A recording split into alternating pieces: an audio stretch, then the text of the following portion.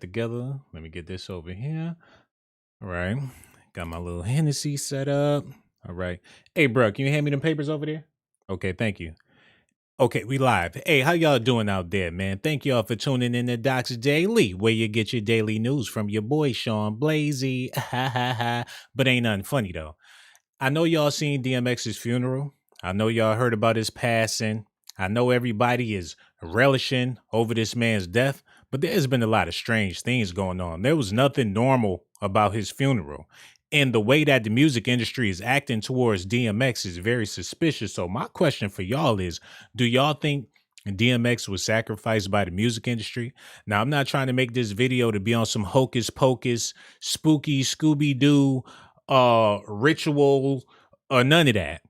But a sacrifice can take place in many of ways. For instance, when Old Dirty Bastard got out of rehab and went to Def Jam, and the RZA and the Wu-Tang Clan was like, look, Dame Dash, you got to get this man the proper help before you put him out there and give him all his money because he has an addiction.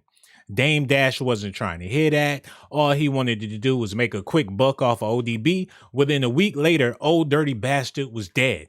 So you can consider that a sacrifice by default. You put somebody in position and don't give them the proper help in order to cope with their situation, with their addiction. Def Jam signed DMX well aware that he was suffering from narcotic issues. Not once did Leor Cohen or any of them heads at Def Jam make it mandatory for him to get rehabilitation before he get in the studio. Before you drop an album, you got to go through a 60-day cleanse. We doing annual blood tests on you, or else you ain't gonna be able to make no more music. The music industry didn't care about this man from the beginning, but it gets even deeper, y'all. There's been things going on in DMX's life that hasn't been revealed to the public up until now. But before I reveal those things, y'all got to understand that DMX was a man more than anything, but he also battled with plenty of demons, and he spoke about that in his music. And a lot of people never took the time to decipher his lyrics because everybody been so busy listening to the tracks, listening to the tune, listening to the beat, listening to the hook. But if you listen to this man's music, you will see something more sinister at play here. And also, I want to make this video because we all know that the church isn't allowed nowhere, really. You're not allowed to pray in schools. They're not trying to have prayer anywhere in the public. They're not trying to have God in music. They don't want to have God nowhere. And just so happens when Lil Nas X come out with the most evilest video ever created in hip hop music, the man that always spoke the gospel, always spoke the truth in his music, just so happened to pass away on the eve of people like Lil Nas X. You got all these other satanic rappers out here speaking of the devil, and DMX was a part of that as well. But he also took a part to speak about the good things and speak about the gospel. But that's no longer needed in the music industry. And on top of that, DMX had a lot of messed up lyrics towards homosexuals. He rapped about a whole bunch of stuff that made him an enemy towards the people in the music industry as of today. But before I continue on with this, man, I'm going to need y'all to do me a favor. We're about to get into the news. I'm going to need y'all to hit that like button and subscribe to the channel, man. Also hit that notification button, y'all. Don't forget to show me some love because all I ever do is show y'all some love, you heard? Without further ado, I need y'all to pay close attention to this, man, because this is when it gets real deep. I'm bringing to the stage my man from Yonkers, New York, DMX. I need y'all to listen to everything that he's saying, y'all. I need y'all to pay attention.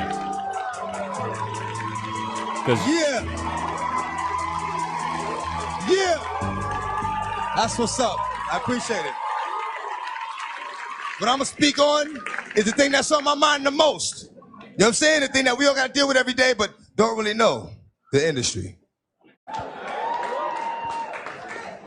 The industry. Man, it's not the same. Doesn't have to do with talent. It's about playing the game. The industry. Real niggas is dying to get in. The industry. Just to find they don't fit in. The industry ain't what it used to be.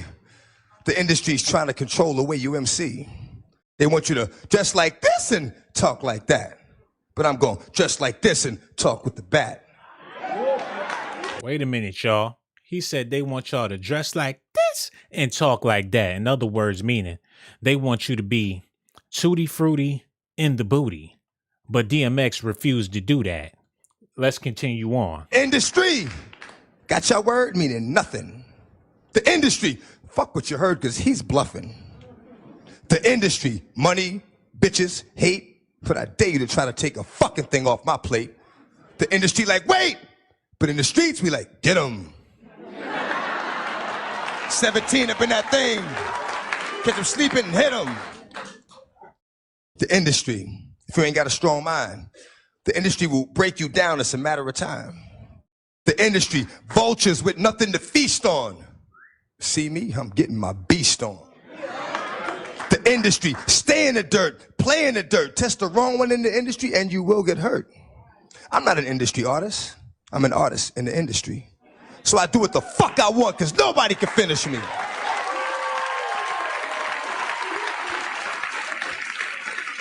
The industry, wanted, dead or alive, new artists to sell their souls in the way they survive. The industry don't give a fuck about you, but the industry couldn't make a dime without you. Yo. Now that's what I needed y'all to hear right there. That's what I needed y'all to pay attention to. That's what I needed y'all to understand.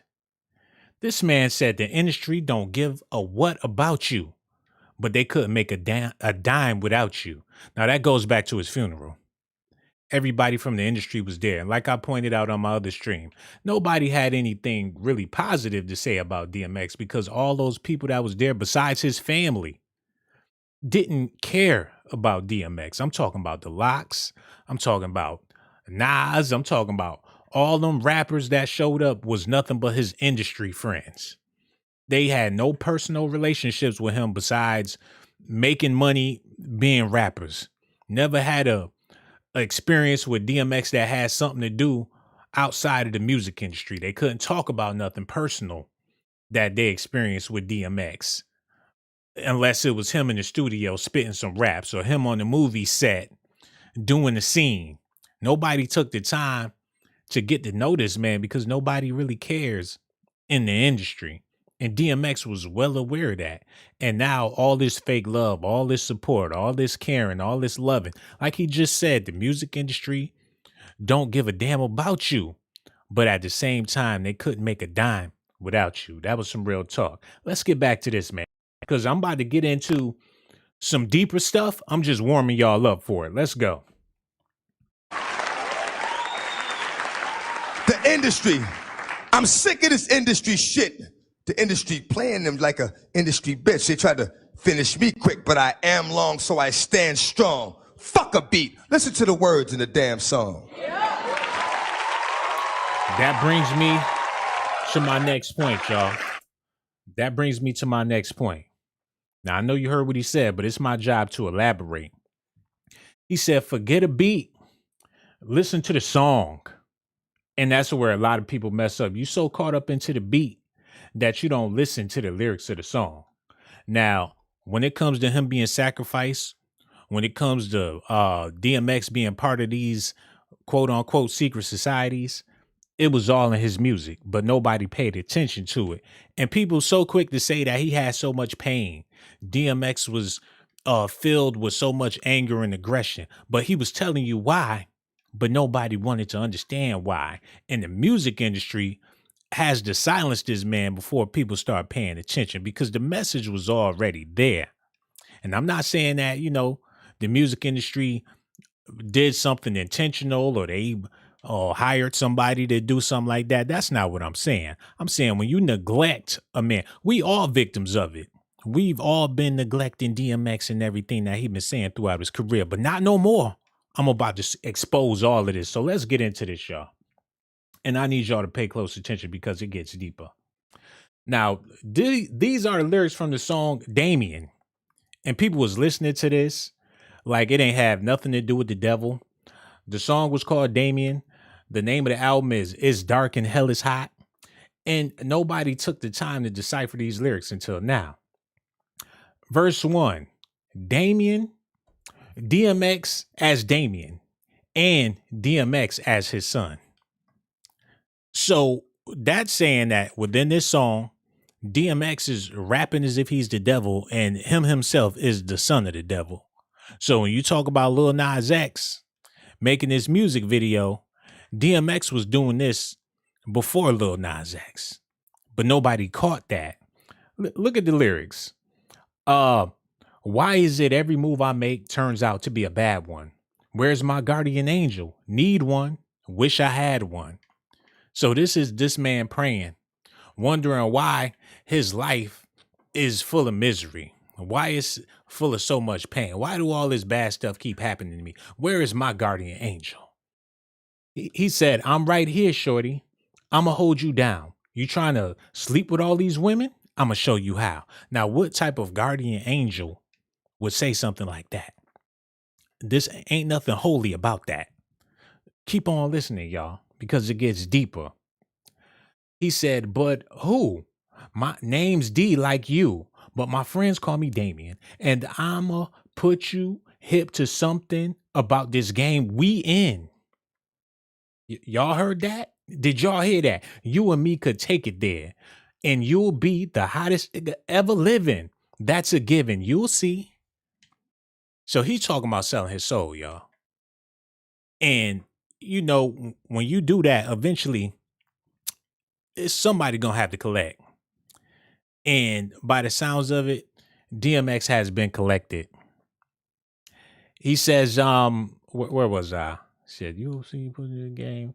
You'll see, you'll be the hottest in the game. You'll see. He said, that's what I've been waiting for all my life. Thinking about my little man, so I call my wife. Well, your dada is about to make it happen. What you mean, my nigga? I'm about to make it rapping. Today I met this cat. He said his name was Damien. He thinks we're a lot alike and wants to be my friend. You mean like Chucky? Ha ha, yeah, just like Chucky. Dada looks like we're both lucky. Yeah. I need y'all to hit that like button and subscribe to the channel. Because DMX told y'all his first album, how it all went down, how he all got started, how he was able to be famous, how he was able to get rich. So my question for y'all in the comment section, do y'all feel like the music industry sacrificed this man? Because the hook to the song is the snake, the rat, the cat, the dog. How you gonna see him if you living in the fog? And people thought he just talking some nonsense like, oh, the snake, the rat, the cat, that's a good rhyme. But the truth of those lyrics is the lowest forms of people, the dirtiest, the shystiest of people, the snakes, the rats, the cats and the dogs, the people of lower life forms, the evil people that y'all interact with all the time, that you listen to all the time. But how you gonna see them if you unaware of who it is? And that could be your favorite rapper. It could be your pastor. It could be anybody that has an influence over you. And this song is all about influence, influential people with bad intentions. So you could think of a devil with horns or an evil person somewhere in hell or something. It don't work like that. It could be anybody that gives you an opportunity. If you a prostitute, it could be that damn trick that's pulling up on you. Regardless of what you're doing, somebody give you an opportunity, you got to question yourself. What do I have to give in return for this grand opportunity that just came out the blue? And this is just everyday life talk. This ain't even got nothing to do with the music industry. Somebody want to take care of you.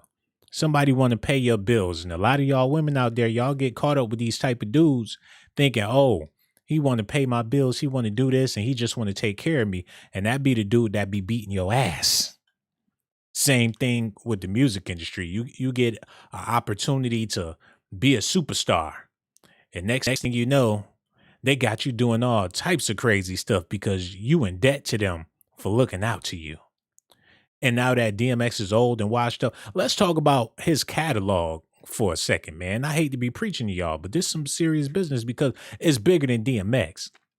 From this live stream, you could take some things and apply it to your own life because it's bigger than music. It's bigger than rap. You know what I'm saying?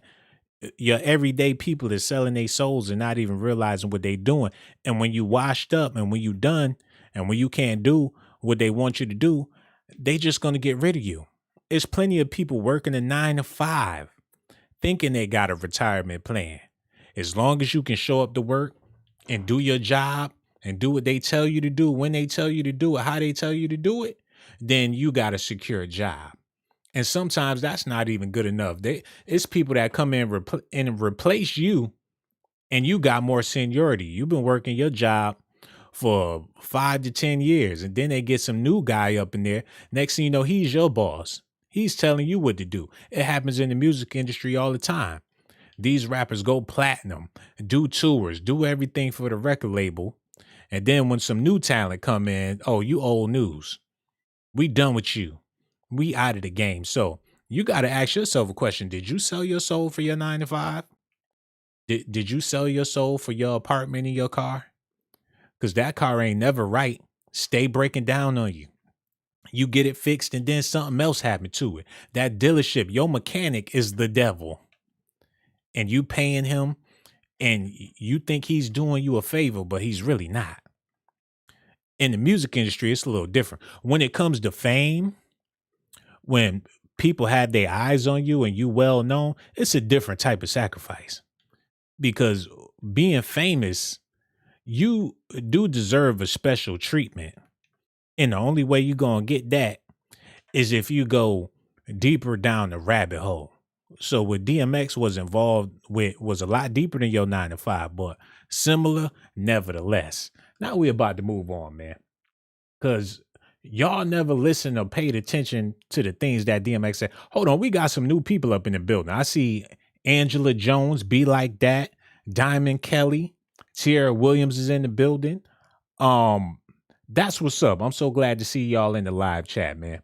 But let's continue on with this. I need y'all to pay attention to what this brother got to say, because DMX always was a deep brother, but he explains what I'm trying to tell y'all even further. So all y'all need to do is pay close attention.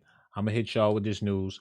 It ain't no big deal because this is what I do. Thank y'all for tuning in to Docs Daily. This is where you get your daily documentations daily. I'm all over the place. But listen to this, man.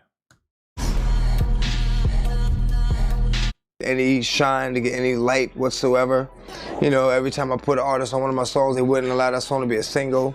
So now it's like, fuck it, you know what I'm saying? I got artists all over my album, you know what I'm saying? And every single of my artists is gonna be there, you know what I'm saying? So, you know, I got talented artists, they banging, and I'm gonna do everything in my power to promote them.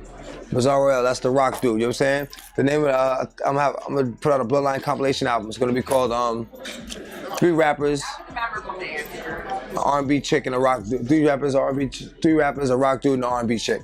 That's gonna be the name, because that's pretty much what my label consists of. You know what I'm saying? 3 rap artists, an R&B chick, and a rock dude. You know what I'm saying? But everybody's extremely talented. They're all over the album, you know, and you know, I believe in them as much as they believe in me. Yeah, I mean, the transition was kind of smooth. So let me tell y'all what's going on. DMX is talking about his own record label, his own artists, and his own situation, because he's trying to be his own boss. He's tired of working for the industry, but he's saying that the label won't let him use his artists, won't let him get his thing off the ground, won't let him get no shine or no recognition for his own label because they too busy milking him. But he's like, look, man, I can do this on my own. I got my own artists. I got some R&B stuff going. I even got a rock and roll dude. Let me branch off and do my own thing. But the music industry wasn't having that. And one of the major reasons why the music industry wasn't having that is because what DMX represented was the masculine male, especially in the time where it was acceptable in hip hop. But at the same time it was acceptable in hip hop, the people that was really running the show despised these men. And that's why you had so many of these rappers getting jerked, because the executive, the person that was putting their albums out, was not the masculine man that these rappers betrayed to be. And that's why you hear all this behind the scenes. So-and-so did this with so-and-so, and these rappers, they sleeping with these producers and these executives in Hollywood, because in order to get to that status, you really can't be a dominant male like that. That was then and now, but we just now starting to see it more now than ever. You know what I'm saying? But I'm gonna let him continue. I was extremely disappointed at Def Jam. It was like, you know, my track record, I got the best track record of any artist, any recording artist in history. So it's like, what is the problem? You know, I was like very disappointed with that. But what are you gonna do? You know what I mean? You can't force somebody to know something, you know what I'm saying? You can't, you know, make somebody be real, so fuck it. You know, I'll let them do them and I'm doing me, you know, because I'm gonna shine regardless. I'm gonna shine regardless. My steps have already been ordained. My steps have already been written. You know, the Lord has already, you know, written my steps out, so no one can do anything to stop it. You know what I'm saying? Prime example, we had this, like the show we did last night, we had a show in New York a couple days ago. And you know, the 2 major radio stations in New York they don't want to play my music. They didn't want to do any commercials for the show or anything, you know? But I still sold out. You know what I mean? Still had a sold out audience. So it's like, you know, you got these grown ass men acting like fucking bitches. Man, look, DMX tried everything and anything to get out of the industry, man.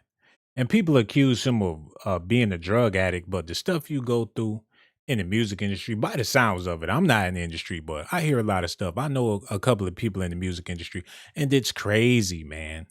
The stuff you have to deal with, the stuff you have to go through. And like I said earlier, your everyday 9 to 5 is hectic.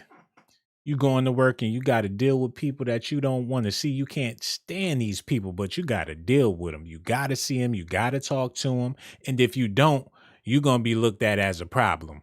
If you don't go to the function or the work gathering, the special event, you don't want to go, but you're going to go because you're going to save face and put on the front so you can keep your job. People in higher places, you think it's easier for them, but the truth is it's a lot harder for them because everybody's watching them. At least you got a personal life.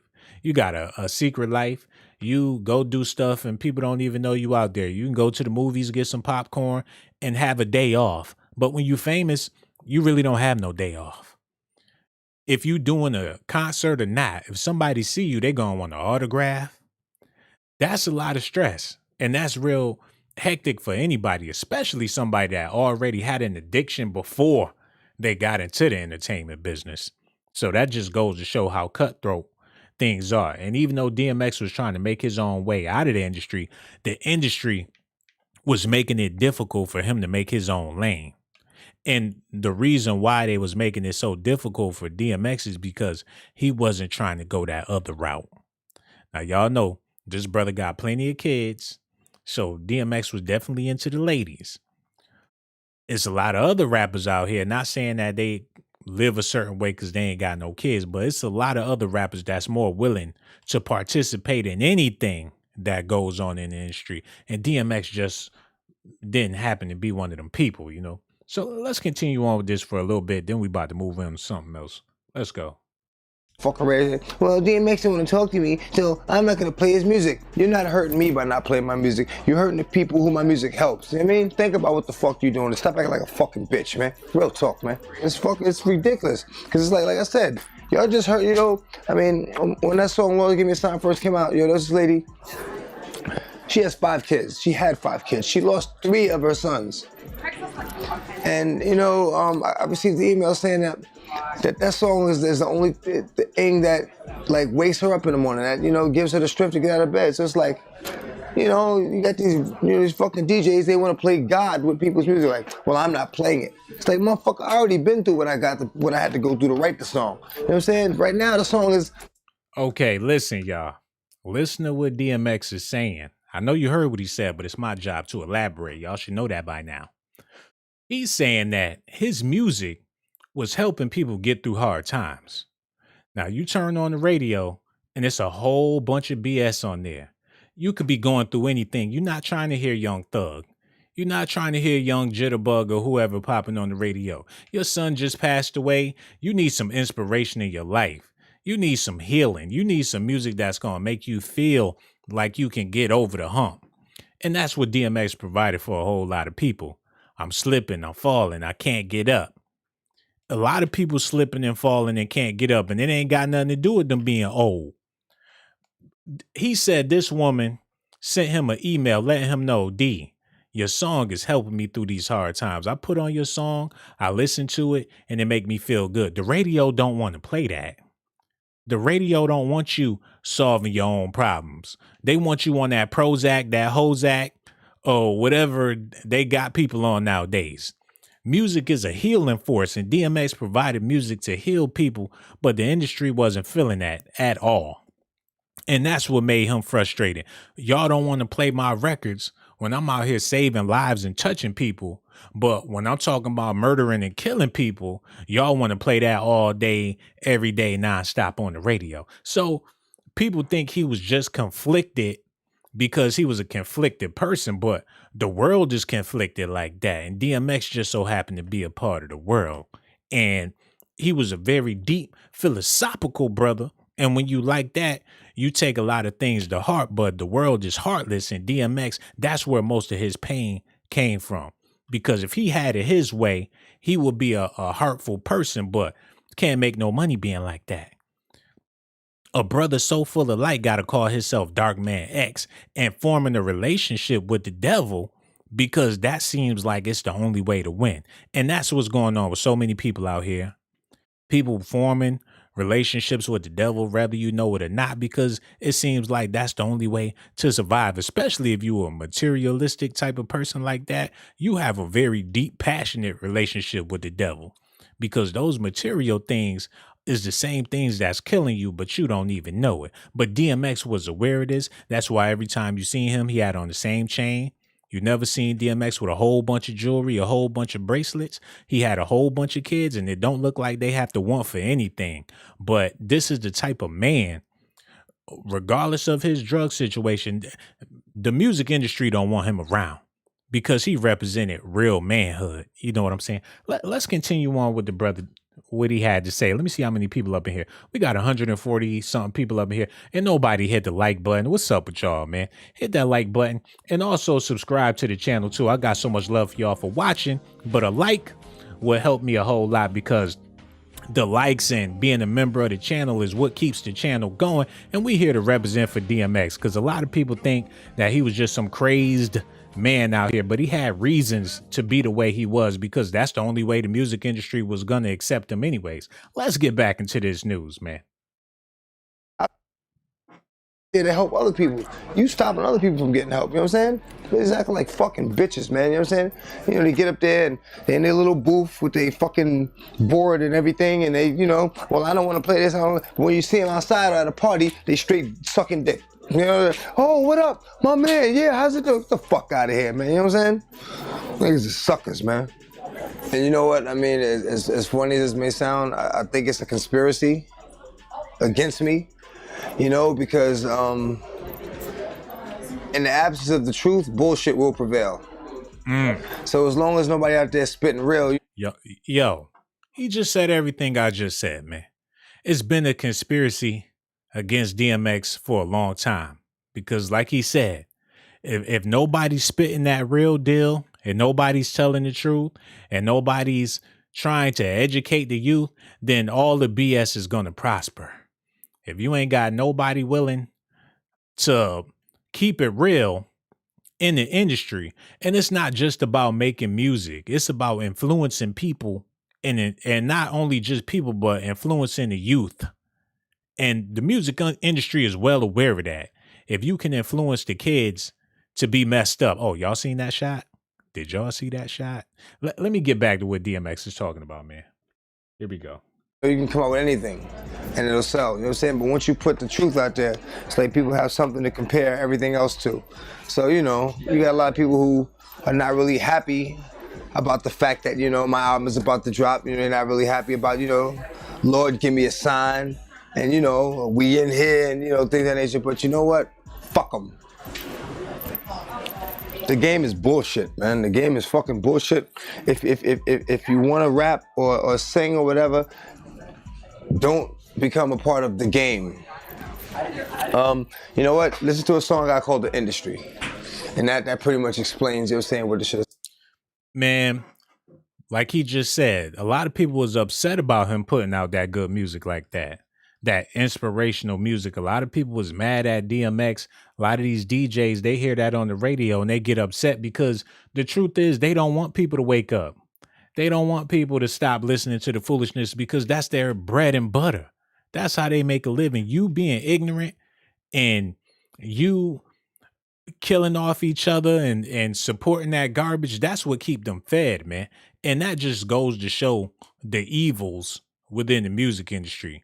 The people at the top want to keep you at the bottom. They don't want you to wake up in no way, shape, or form. That's like these fast food restaurants out here. They don't want you eating healthy. And even if they got salads on the menu, that salad dressing is going to be the killer. And they well aware of that because the more ignorant you is about your health, the more money they going to make because they can sell you some hot garbage that got a bunch of cheap ingredients. Look, it's expensive to sell people health food, but it's so easy to sell somebody some Play-Doh that look like a cheeseburger. But that's Negro here nor there. Let's get back to DMX and what he got to say, because I can go on. And like I said, man, y'all gonna have to leave y'all comment in the comment section and let me know. Do y'all feel like DMX was sacrificed by the music industry? Because if he would have stayed around and released that album that he was planning on releasing, it would have woke up too many souls. And you ain't heard no talks about them releasing DMX's album that he was working on. So what was he talking about in that album that they don't want people to hear? We're going to get to that in a little while, but without further ado, let's get back to this. Hold on. About the industry. Man, it's not the same. The industry, it's not a fucking game. The industry, real niggas is dying to get in the industry just to find they don't fit in. The industry ain't what it used to be. The industry's trying to control the way you MC. They want you to dress like this and talk like that, but I'm going to dress like this and talk with the gap. The industry got y'all word meaning nothing. The industry, fuck what you heard because he's bluffing. The industry, money, bitches, hate, but I dare you to try to take a fucking thing off my plate. The industry like, wait, but in the streets we like, get him. 17 up in that thing, catch him sleeping and hit him. My pop whoever's with him. The coroner's coming to get him. Industry niggas. That's why I did him. I mean, I never really cared about, people say behind my back. Because I was brought up that, if they don't say it to your face, they don't mean it. So, I don't concern myself with what people think or what people hear or all that bullshit, you know what I'm saying? Because I know what it is. And the minute I allow someone to, dictate to me who I am by what they heard, then I become, that person becomes in control of me. Yo, I'm going to need y'all to listen to something real quick. And let me get this together. Let me hit this pool ball real quick, and then I got to pull something up for y'all real quick. Because Swizz Beatz was disgusted during this man's funeral. Swizz Beatz couldn't believe his eyes at DMX's funeral. He said, all these bloodsuckers out here for my brother, but ain't really here for him.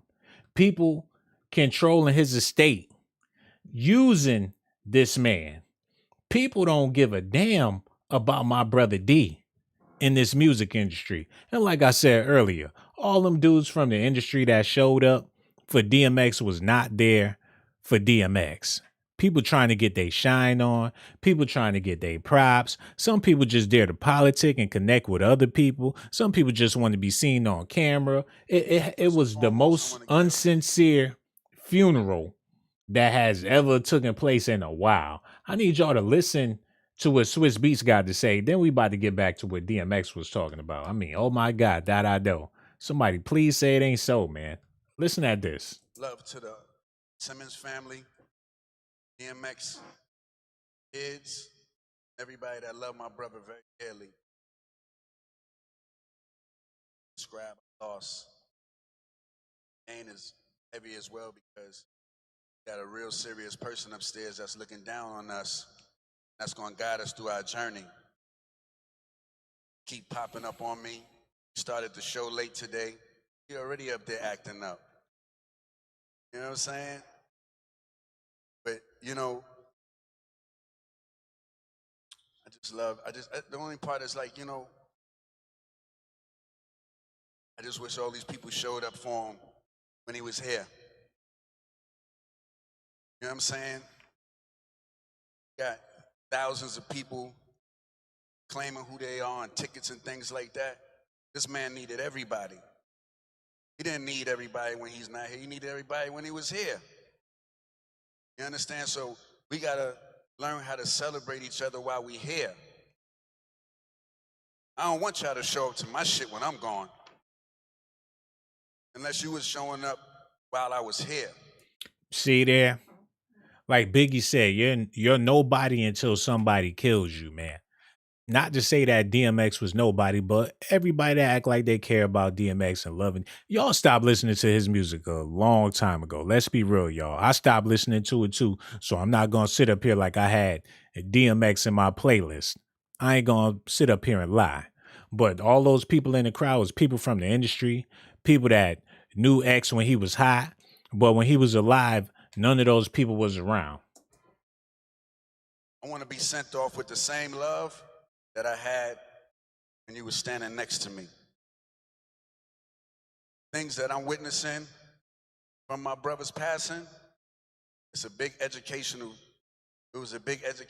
thing for me to learn. I'm glad that I got to see it at this age. A lot of people ain't your friends. A lot of people ain't your family. Wait a minute. Now he talking about the family.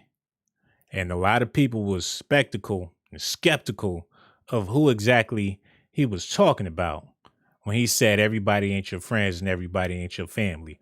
Now, he got multiple baby mamas, but we only know of that one main baby mama. I believe her name is Desiree, and it looked like she's running everything. She's running the show. Although she's not married to this man, it seems as if that's his wife, or that was the main one. And not to speak on their relationship, because X was very fond of this woman, but she went out the same day he died and got a tattoo on her wrist. Now, people mourn differently. A lot of people said that she was clout chasing when she did that, but you gotta take time to mourn before you go out there and do something like that. If you in a tattoo parlor, you ain't mourning too hard, because you gotta sit still when them needles working on your ass. You can't be grieving and he trying to put a full tattoo on your wrist. You got to be real calm and collected when you getting a tattoo. If you in pain, you not trying to experience no more pain on top of that pain. That's like, oh, my mama just died. I'm about to go get this butt surgery. Ooh, my booty. It's a time and a place for everything. This woman did not wait a day. Pain on top of pain. Brand new big ass DMX dog love tattoo for the world to see. And it was on TMZ the same day she got her tattoo.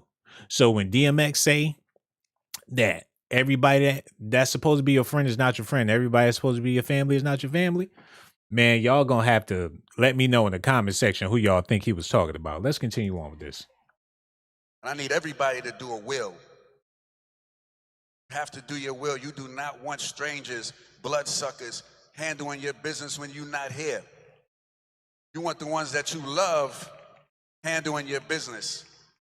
Who else y'all think he talking about when he said write your will and make sure you don't have no bloodsuckers handling your business? Who y'all think DMX wrote his will out to? It wasn't somebody he don't know or some chick he was dealing with on the side. No, it was the female he was dealing with up until the point he passed. I mean, why would he write it out to anybody else? The woman he was planning on marrying, the woman he was in love with at the time. Who else could Swizz be talking about? He ain't leave Ja Rule in his will, or Irv Gotti, or one of them dudes in his will. So that just goes to show people around you, and you think they there for you, but the truth is they just living off you. They just got with you. They wasn't there with you when you was in a struggle like that. Let's continue on with this, man. But I'm going to make sure my brother's straight. I'm going to make sure my brother family's straight, my brother kids are straight, and everybody in here better do the same as well. But this is not a fashion show. This is not a performance. This is a real life day-to-day. And I love everybody that really had love for my brother, because when you see me, you see him. Stop!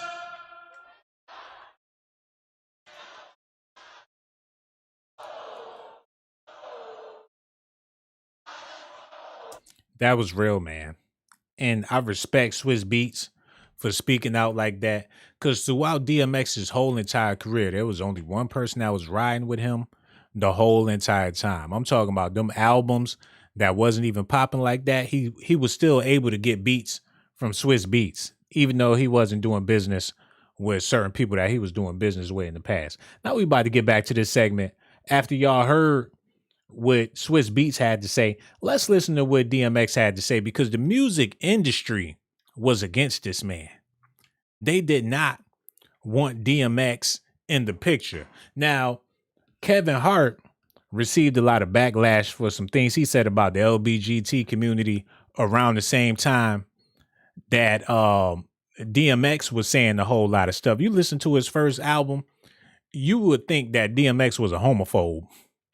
And not only was he going hard at homosexuals, he was rapping about raping and doing a whole bunch of other stuff that is not cool nowadays, man. And they do not forget that type of stuff. They gonna get you eventually. And DMX is looking like he's a victim of his masculinity. And being masculine ain't got nothing to do with being hateful. But during that time, the stereotype that was put out for men, a lot of these men that put out them stereotypes is catching hell now. Snoop Dogg had to go on the Red Table Talk and apologize to Gayle King for some stuff he said about her, because they got so much dirt on that man for being one of them 90s rappers that he could be in jail with R. Kelly and the rest of them dudes. So listen to what the homie X had to say, man.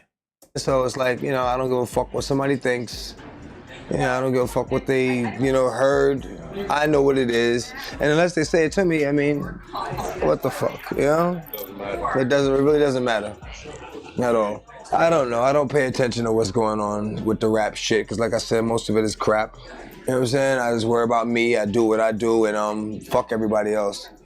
Not really so much fuck everybody else, but I really don't care what they're doing. You know what I'm saying? I don't have enough energy or time to think about that. I focus on what I have to do and what my purpose is. Now that's DMX, frustrated with the music industry.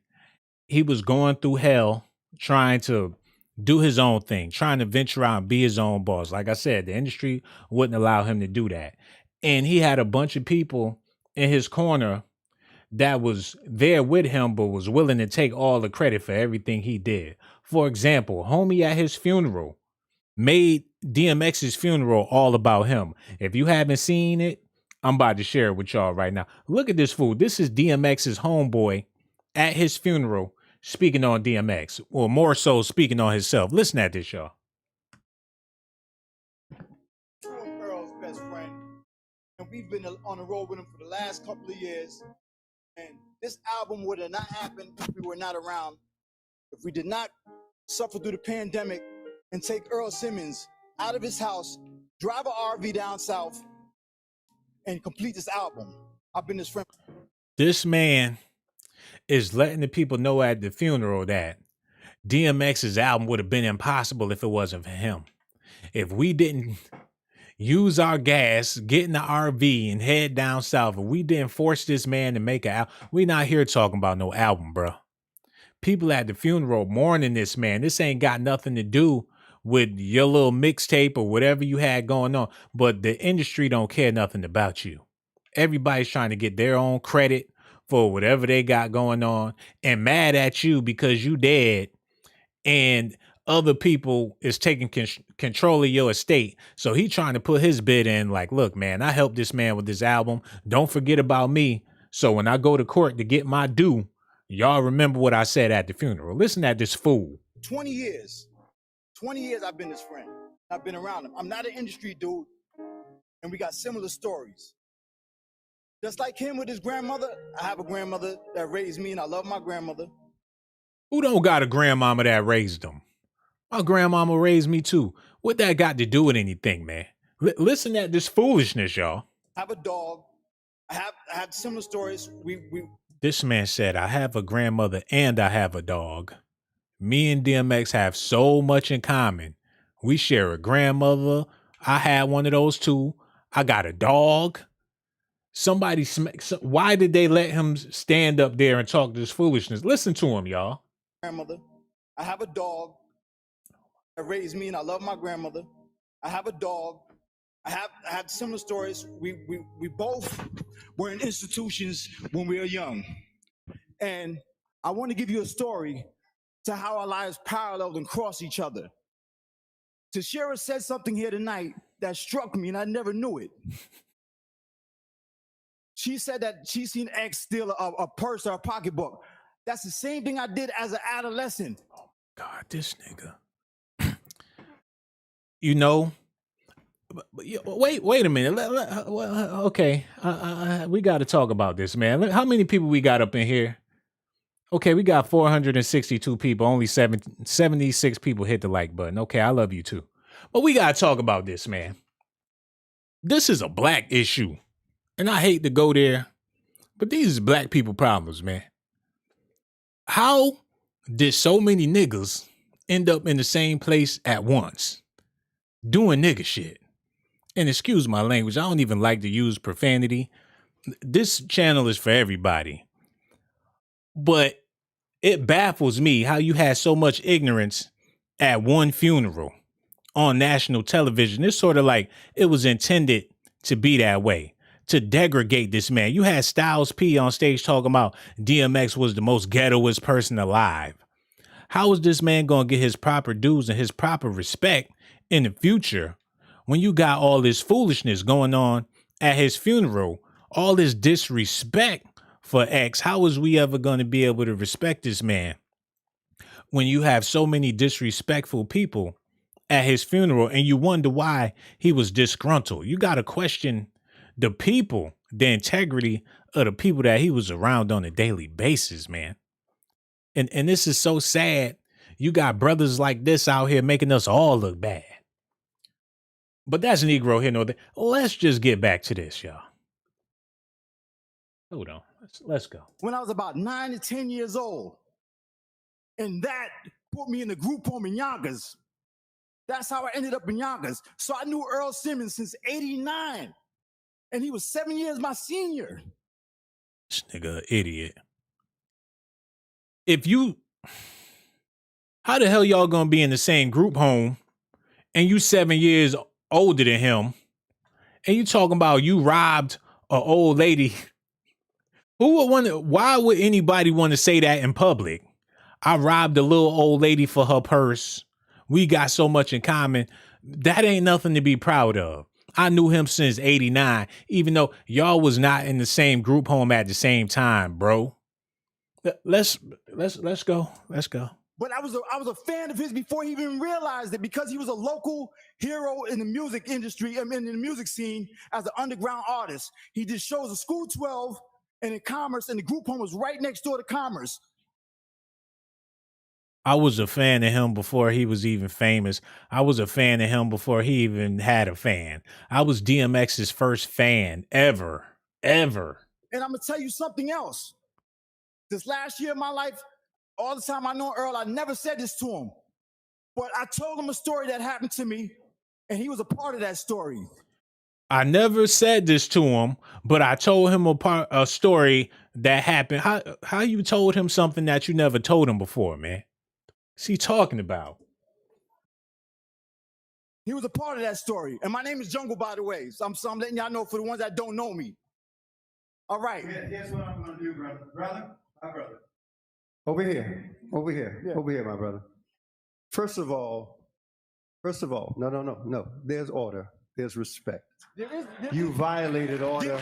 You violated respect. All right? But you disrespected my house. You disrespected my house. What you telling me? Regardless of how. Yo, Reverend is not having it at all.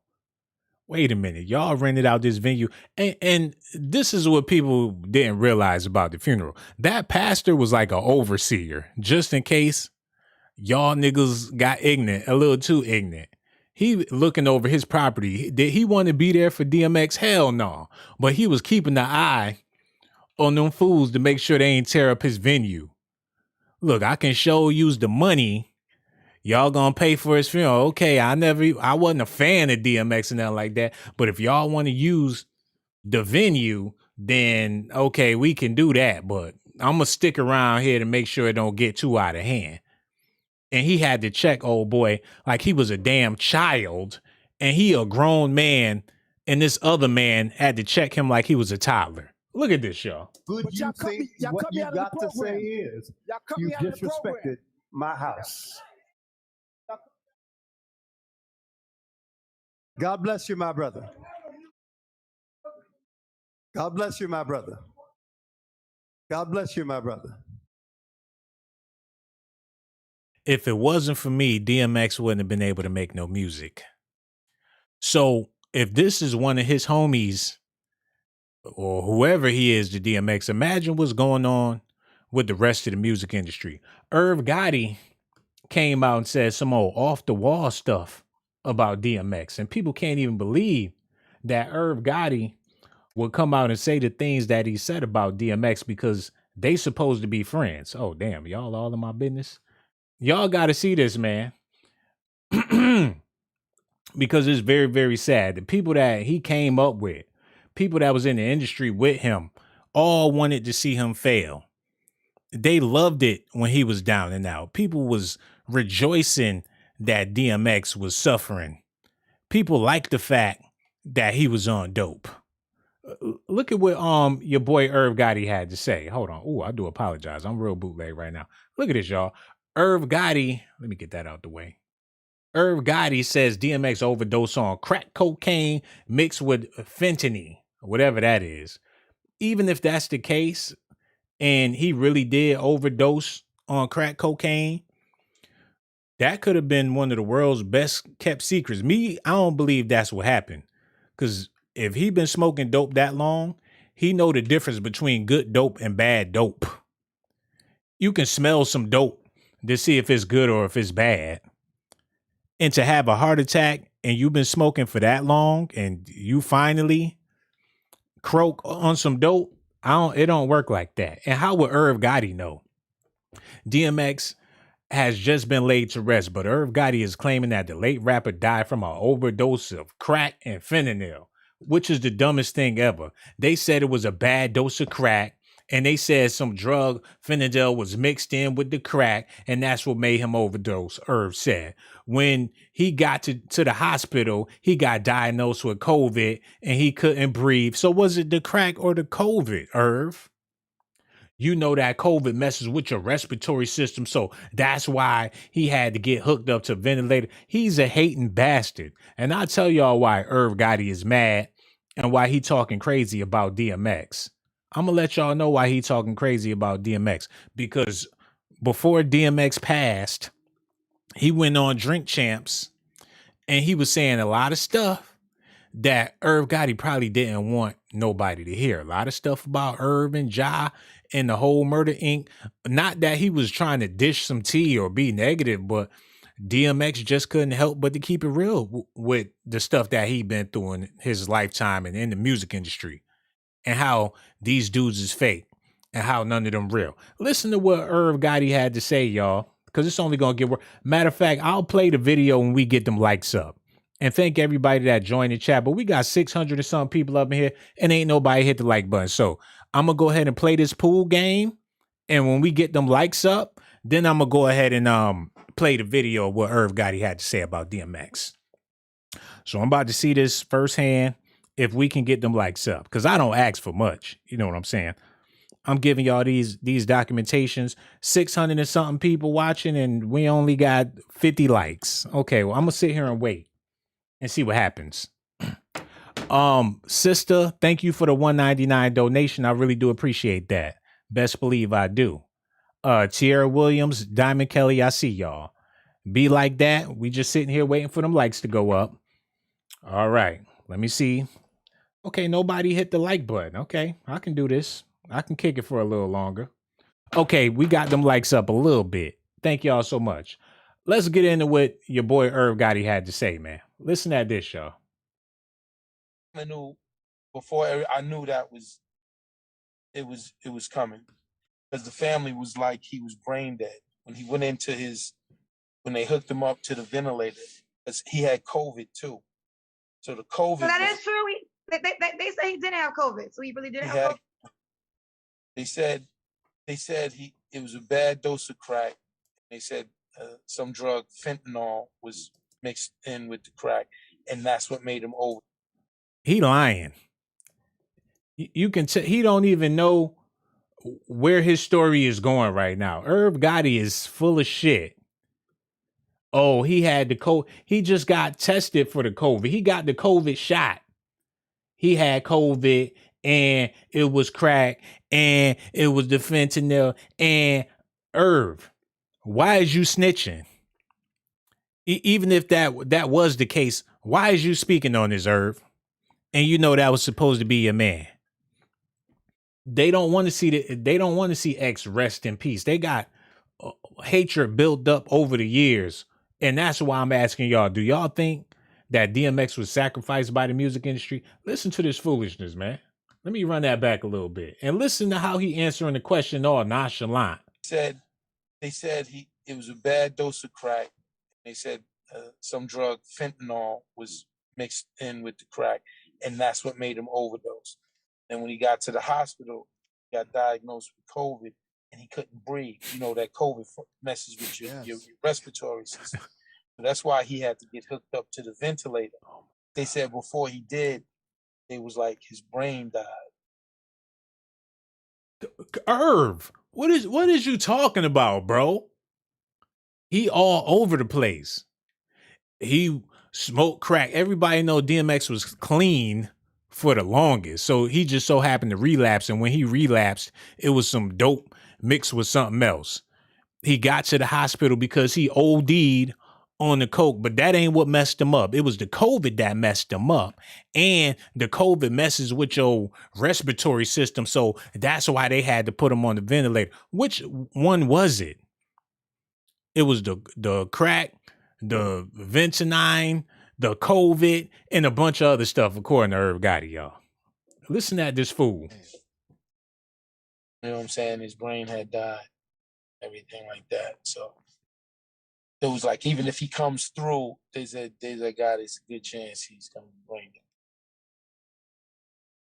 Man, look, cold-blooded snakes, man, all in the industry. People that claim to be X's friends, people that was on tour with this man, people that was supposed to be his best friend, telling stories, throwing dirt on his name, and it only gets worse, y'all. I need y'all to understand some stuff about DMX because he had humble beginnings. I'm gonna need y'all to hit that like button, subscribe to the channel because we ain't done.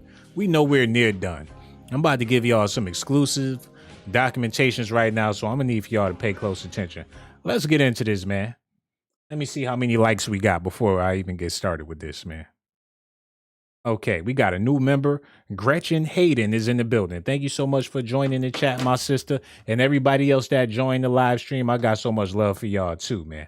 But without further ado, let's get into this highly classified documentation. Y'all got to see this, man. Y'all gonna have a newfound... Through years of alleged physical and emotional abuse at the hands of his mother. He survived most of his childhood on the streets or in group homes. It was in music where Earl found his escape. He began writing rhymes and spent the next decade making a name for himself by sharpening his skills at the mic. By the late 90s, DMX had established himself as one of the hottest hip-hop artists around. They had him on Dr. Phil. And this is when he first started popping off. So this was the music industry's way of exploiting this man. Like I just showed y'all Irv Gotti exploiting DMX and what he been through, and it was the coke and it was the COVID. That's how his whole music career was founded, off of people exploiting his pain and what he'd been through. It's like them commercials when you see the dog all beat up, chained up in the cage, and the dog looking at the camera looking like he about to cry, and they asking you to send a donation. That's basically what DMX is or was. One of them abandoned dogs in the music industry was the commercial. And when you bought his album, you was donating to the kennel or whatever they had his ass. Listen. I'm proud of all of my music. By the grace of God, I sold many millions of records. According to MTV, he was the first artist ever to have his first 4 albums enter the chart at #1. In 2000, he won the American Most Elite Act. Right now. So you can get it. Yeah, you got some fans here. Oh yeah, I love the love. I love the love. You know, Yeah. I have real fans because, like I said, despite the fact there's no music, they still listen. They still appreciate who I am, and I thank each and every one of you for that.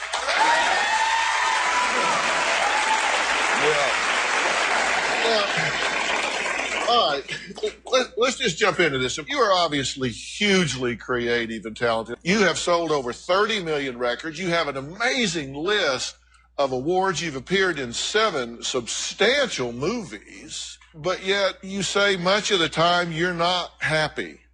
Why is that? To whom much is given, much is required. You know, and it looks fun because, you know, the fans only see like the movie or, you know, the stage show, but they don't realize the work that it takes to get there. And it's a lot of self-sacrifice, you know what I'm saying? Time away from your children, a lot of hard work, you know, dedication, just flying all over the place, airports all the time, dealing with different personalities. And it's to the point where if I'm having a bad day, I gotta stay in the house. Because once I walk outside my door, I belong to the world. But you didn't... Listen to what he said, man. A lot of sacrifices had to be made to get to where he was at. And every time he left his house, he didn't even belong to himself. He belonged to the world. He had no personal space. He had no time for self-realization. All he had to do was do them raps, do them concerts, do them shows, and that's sacrificing yourself for the people out there. And you do all that sacrificing, but at the end of the day, nobody cares about you. But to be real with y'all, look at this album cover with DMX in a bathtub full of blood. I ain't gonna kid y'all. I was listening to DMX's first album yesterday, and I must admit, it was pure evil. Every song was demonic. The melodies was hypnotizing, and it wasn't healthy music for nobody.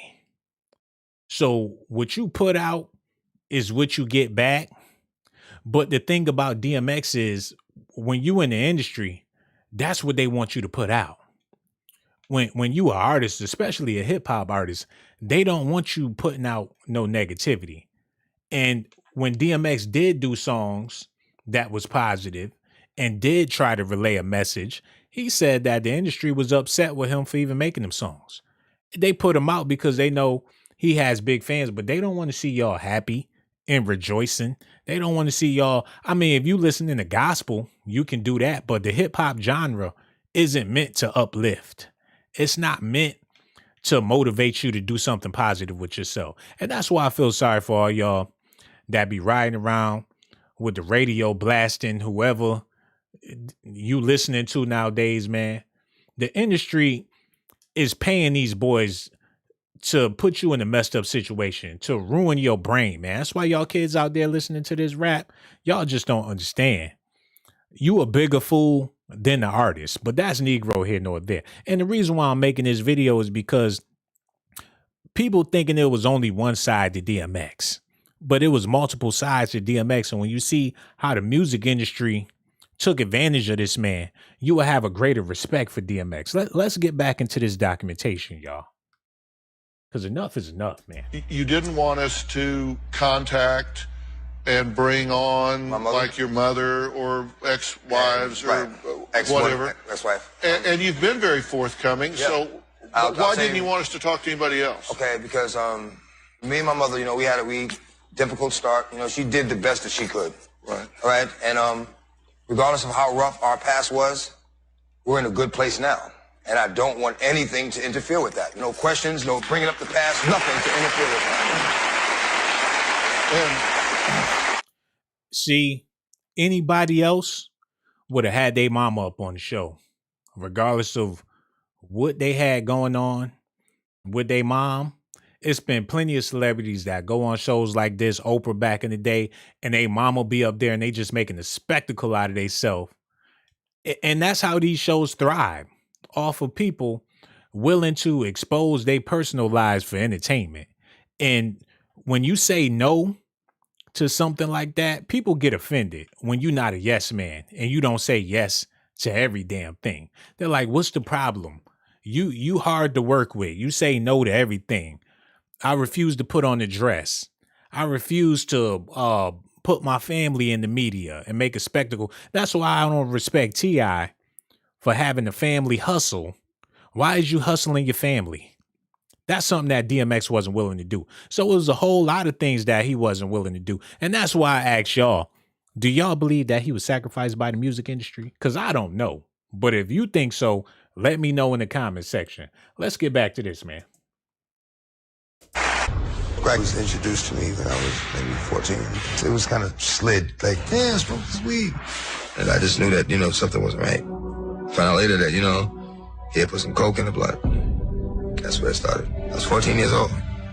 He created a monster. He planted a seed that needed to be watered. It was something that drew me in and trapped me and just had a hold on me for a long, long time. I mean, clearly, it got worse because of my addictive nature. I got bad. By the grace of God, I haven't been high since, more than a year. Did you say that? I've been out of prison for 3 years, more than a year. Yo, do y'all see what this is, or is it just me? I know y'all probably mad for me stopping the video, but it's my job to elaborate on what's going on. I have to do that. It's my job to elaborate. And what I'm noticing about DMX and his life and his fortune and his fame in the music industry, it was all built around crack. People talking about, oh, I like dope MCs, or I'm a dope MC. DMX was literally a dope MC. And it was the phantom around him of dope that attracted so many people. And his female fans, let me talk to y'all women out there. It's a lot of women, especially within the black community, that like no good ass men, dog ass men, thug, drug addict type of men that got a whole bunch of babies. There's plenty of women out here that got a baby daddy that already got 3, 4, 5, 6 kids. DMX is a ghetto woman's dream. So for the women out there that was a fan of DMX, even though he was smoking dope, that lets you know that is the more messed up you are as a man, the higher chances you have of having a female in your life, depending on what type of female you willing to settle for or deal with. And a lot of y'all brothers out there, man, you ain't got to have a job. You could be built up like DMX and put it down in the bedroom like how we did it on Belly. And you going to be able to have it every female you want. It's females out there lusting over Young Thug and he don't even like women. So that just goes to show that DMX's circumstances is what made him a superstar, because a lot of people like that drugged out crackhead stuff. And this ain't no disrespect to DMX, but when you put him on Dr. Phil, and y'all know it's a lot of people out there that like watching Dr. Phil, Jerry Springer, and Maury, they come from a certain ghetto element. And this turns them on about DMX. And he's still desired for being the way he was. And the music industry capitalized off of that when they were supposed to be helping his brother be something better than that. It was too much money in him being on dope to really get him some help. The help that he needed, the industry didn't want him to get that type of help because them sisters would have stopped buying his CDs. Let's get back to this, y'all, because it gets deeper. Y'all need to pay attention to this. And matter of fact, let me see how many people hit that like button, because I feel the disrespect. We got 1,000 people in here and only 35 people hit the like button. So matter of fact, we'll get back to this exclusive documentation when we get the likes up. In the meantime, I'm going to play some pool. Matter of fact, since we ain't got the likes up, I hate to do this, but since ain't nobody hit the like button, I'm going to just go ahead and play Peggle.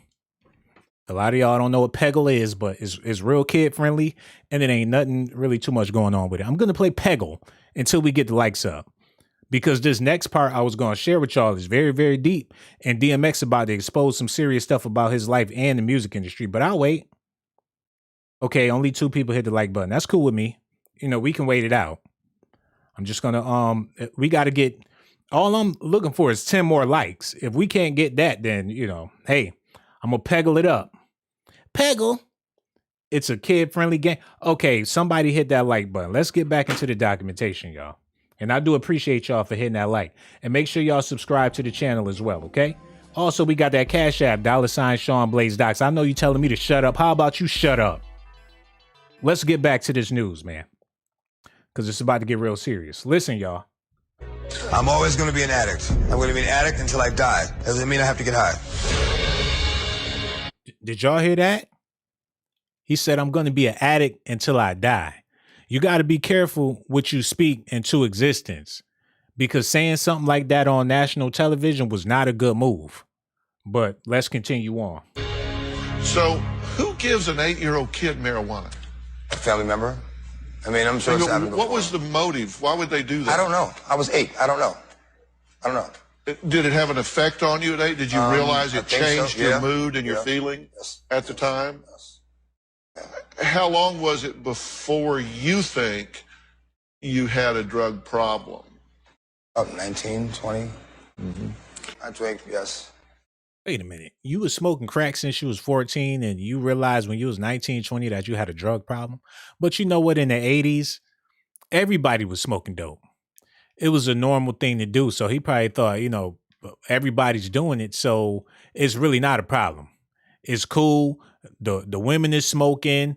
Everybody's doing this. So it's no big deal. People didn't find out till later that they had a serious problem. So maybe that's the case. That's it. And one day that'll be gone. That'll be gone, because my faith is in God, man, and he's not going to remove it all at once, but he's taking steps, and I'm taking steps every day to get better and get where I need to be. That's what it is. Are you worried that it could lead you back to a really dark place? Does that worry you? No, it doesn't worry me. God has a plan for me. I'm not worried about anything. Wherever I'm at is where God placed me at. And if I need help getting up out of there, he'll help me get up out of there. So I'm never worried about where I'm at. I'm gonna say it one more time. I would not change one aspect of my life because it got me to where I am right now, and I'm in a good place with God. All right, take a look at this picture. All right, this is kind of what I call the top of your game picture. I mean, this is how I end all my shows, even to this day. That's how I end it, going up to X. After I pray with everybody, and then I throw up to X. Yeah. Was this a happy time for you? It's still a happy time. You said there was a lot of problems that go with it and all. No, being on stage is one of the best times. Still, to this day, being on stage is like the best hour and a half that I get. Now, I know you looking and you like, okay, they just having general conversation about him being on stage and being a performer. But you got to realize, in America, the way that the majority of Americans look at African-American males, DMX justifies so many negatives towards brothers with his music, with his past, with his lifestyle, with his aggression. He's the perfect stereotype for people to justify the way they feel about African-American males. Before DMX passed, he was on the journey to changing that. He was well known for being a family man.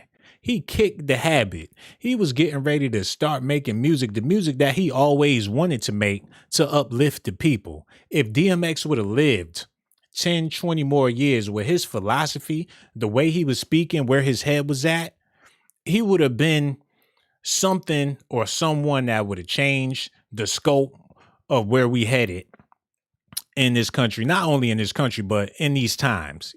Where we headed, looking real, real grim. But, I got hope for the future and everything. But DMX was on his way. A lot of times a man has to mature. The same thing with Tupac Shakur. When he was young, he was out there wilding out. Tupac was getting in shootouts and doing all types of crazy stuff. But I believe if Tupac would have matured, his 30s, 40s, 50s, 60s, he would have changed the world. And it's starting to look like there was signs of DMX being a possible one to make a significant change towards the people, because people obviously love DMX. You can tell by what's going on now with the funerals and YouTube videos and stuff like that. People have and had a whole lot of love for DMX. And when he was finally really starting to mature, like how he was supposed to, something unfortunate like this happened. And that's why I'm asking y'all, do y'all believe that the music industry sacrificed DMX? And I'm not asking on no hocus pocus, they put a goat head in his soup or something like that. I'm just saying overall, the image of a survivor, the image of a surviving male that been through hell and back, that's what it looked like they were trying to destroy. Now, I know a lot of people hate Bill Cosby. People hate his guts. Bill Cosby, he's a nasty old man, but he was America's black father. Look at him in 2021. He's sitting in jail with a do-rag on, and they say he's sagging up in there. We have no role models. And a lot of times it take for a person that been through the mud, been through the gutter, been through the struggle to come back from that, to teach the youth that's not where you should be headed. You know, I've been there. You heard my music. I've been through the pain. I've been through the mud, but I'm here to show you that there's a better way. And that's what DMX was on the verge of doing. And all of a sudden, right when he got his mind right, when he was smoking and rapping about killing and stealing and being a gangster, when he was young and vulnerable, let him do another movie. Make sure his albums go triple platinum. But when that wisdom kick in and you can really do something for the people, these people mysteriously end up passing. So let's continue on with this because y'all need to hear this. Also, I need y'all to hit that like button, subscribe to the channel. I got to check to see if we got them likes up because a lot of people watching the video right now, but ain't nobody really hitting the like button. And I got these exclusive documentations for y'all and I'm trying to show y'all some love, but ain't nobody showing me no love. I need some more likes, y'all, and I really do appreciate it. And if you don't want to hit the like button, please hit that Cash App because what we doing here, we giving hot documentations for people that want to hear the truth. My sister, the Quintessential, left $4.99. Thank you so much for that donation, my sister. Okay, we got them likes up. Man, I got so much love for y'all. Let's get back to this information, y'all, because it's going to get real deep. I need y'all to listen. Yeah. Best feeling in the world, being on stage. But you don't feel that same way the rest of the time? No, of course not. Then that would make that time special. Yeah. Do you love yourself? Yes. Even when you're not there Yes, just the rest of the time? Of course, yes. It took me a long time to get there, but yes, now I do love myself, yes. I had to learn myself, meet myself, you know what I mean? And now I know myself and I love myself, yes. And I've done so for a few years. What did you have to overcome to get to the point that you love yourself? And this is an important question because there are a lot of people out there like yourself. Blaming myself for a lot of things that I had no control over, accepting responsibility for the things that I do have control over, and being willing to make adjustments. Yeah. Yeah. One thing I've learned that is to accept anybody's belief about how they feel about me. Because when you believe, if you believe them when they tell you that you're on top of the world and you're the king, then you're gonna believe them when they tell you that you ain't. So it's like, you know what? Appreciate the compliment if it's a compliment, but I'm going to stick to what I believe about myself and I love me. So I don't want to hear the good or the bad. You said in your lyrics, you bare your soul. Yes. So you really open up and bare your soul. And I want to take a look at some of the lyrics from your song. How about I pick the lyrics? Who We Be. I think you'll like these lyrics. Now, I know y'all don't like me stopping the video and talking and stuff, but I'm just doing my job. They're about to go over some lyrics. And mind you, Dr. Phil, during this time, was primetime television. Little old ladies, people in nursing homes, people do the home shopping network and turn on Dr. Phil. So this is introducing a bunch of people that would never even listen to DMX, this man. And people that's not even fans of hip hop. Did you see Dr. Phil? There's a demon out there. They're calling him Dark Man X. And now he about to go over the lyrics. So the perception of this man was feared since day one. But as long as he was speaking ignorance, as long as he was misguiding the people, then it was okay to let him put out music. But a wiser version, a mature version of DMX is a dangerous threat. Now, I need y'all to listen to these lyrics because this is where it gets really, really deep. The hurt, the pain, the dirt, the rain, the jerk, the fame, the work, the game. I like what you said. Yeah. Did it. See, DMX was trying to be funny, but what people fail to realize is that Dr. Phil was spitting bars. And before he became Dr. Phil, they was calling him Dr. Dre Phil. If you don't believe it, you have Google. If you on the phone or a computer or whatever, you can look this up yourself. So this white man wasn't spitting those raps like that because he don't know nothing about rap. He's a doctor, for crying out loud. The doctor of love, the doctor of rap, the doctor of flows. Y'all gonna have to pay attention. Open your eyes because it's about to get real deep right now. The friends, the foes, the bins, the hoes, these studios, the shows. Why don't you just read it? I like the way shows, it comes and it goes. The jealousy, the envy, the phony, the friendly, the one that gave him the slugs, the one that put him in me, the snakes, the grass, too long to see. The lawnmower sitting right next to the tree. It's right there, just mow that grass and you'll see the snakes. Yeah. And that's what his funeral was all about. Because a lot of them hairdos at that funeral look like somebody didn't mow their lawn. And let's continue on. So you write everything I say, yes. Yeah, I mean, that's you write all of your songs. All of my lyrics. I wouldn't be able to call myself an artist if I didn't write. You've had, I guess I would call it a gospel song, or certainly gospel song and a conversation with the Lord on every album. On every album. Lord, give me a sign. I pulled some of those lyrics out. Tell me what these lyrics are and what they mean. This is a conversation with the Lord. I really need to talk to you, Lord. It's the last time we talked. The walk has been hard. Now, I know you haven't left me, but I feel like I'm alone. I'm a big boy now, but I'm still not grown. I'm still going through it. Pain and the hurt, soaking up trouble like rain in the dirt. And I know only I can stop the pain with just a mention of my Savior's name. In the name of Jesus, devil, I rebuke you for what I go through. We're trying to make me do what I used to, but all that stops right here. Look at his face.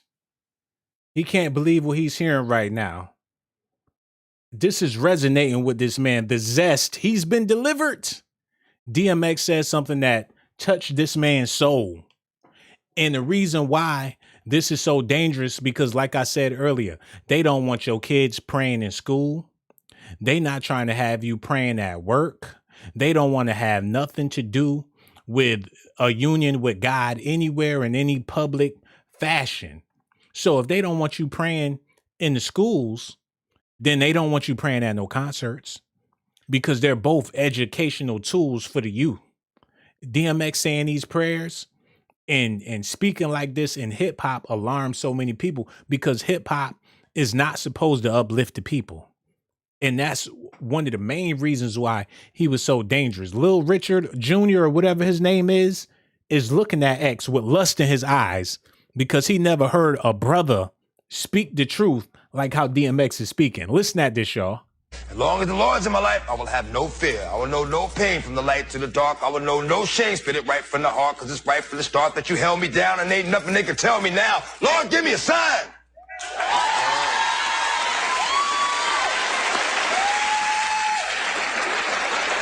You've had, they got him sitting up there like Gary Coleman. And it's a bunch of people looking like, how can we use this spectacle? He's interesting indeed. How can we use this DMX character? We see his talent. We see all of these strengths and these effects that he's having on the youth. I'm talking about what they was talking about in the boardrooms when it comes to DMX, these executives at these record labels. How can we capitalize off of DMX?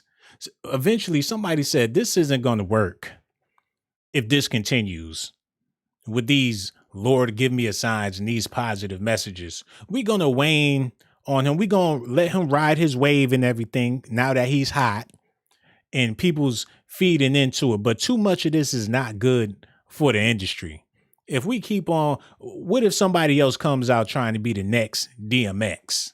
Then what's going to happen to the music industry? Everybody's going to want to be like DMX, and we're going to have all of this gospel music about getting over pain and anguish. And if the masses find ways to cope, especially with hip hop music, it's going to be a different dynamic out there. And we don't want that.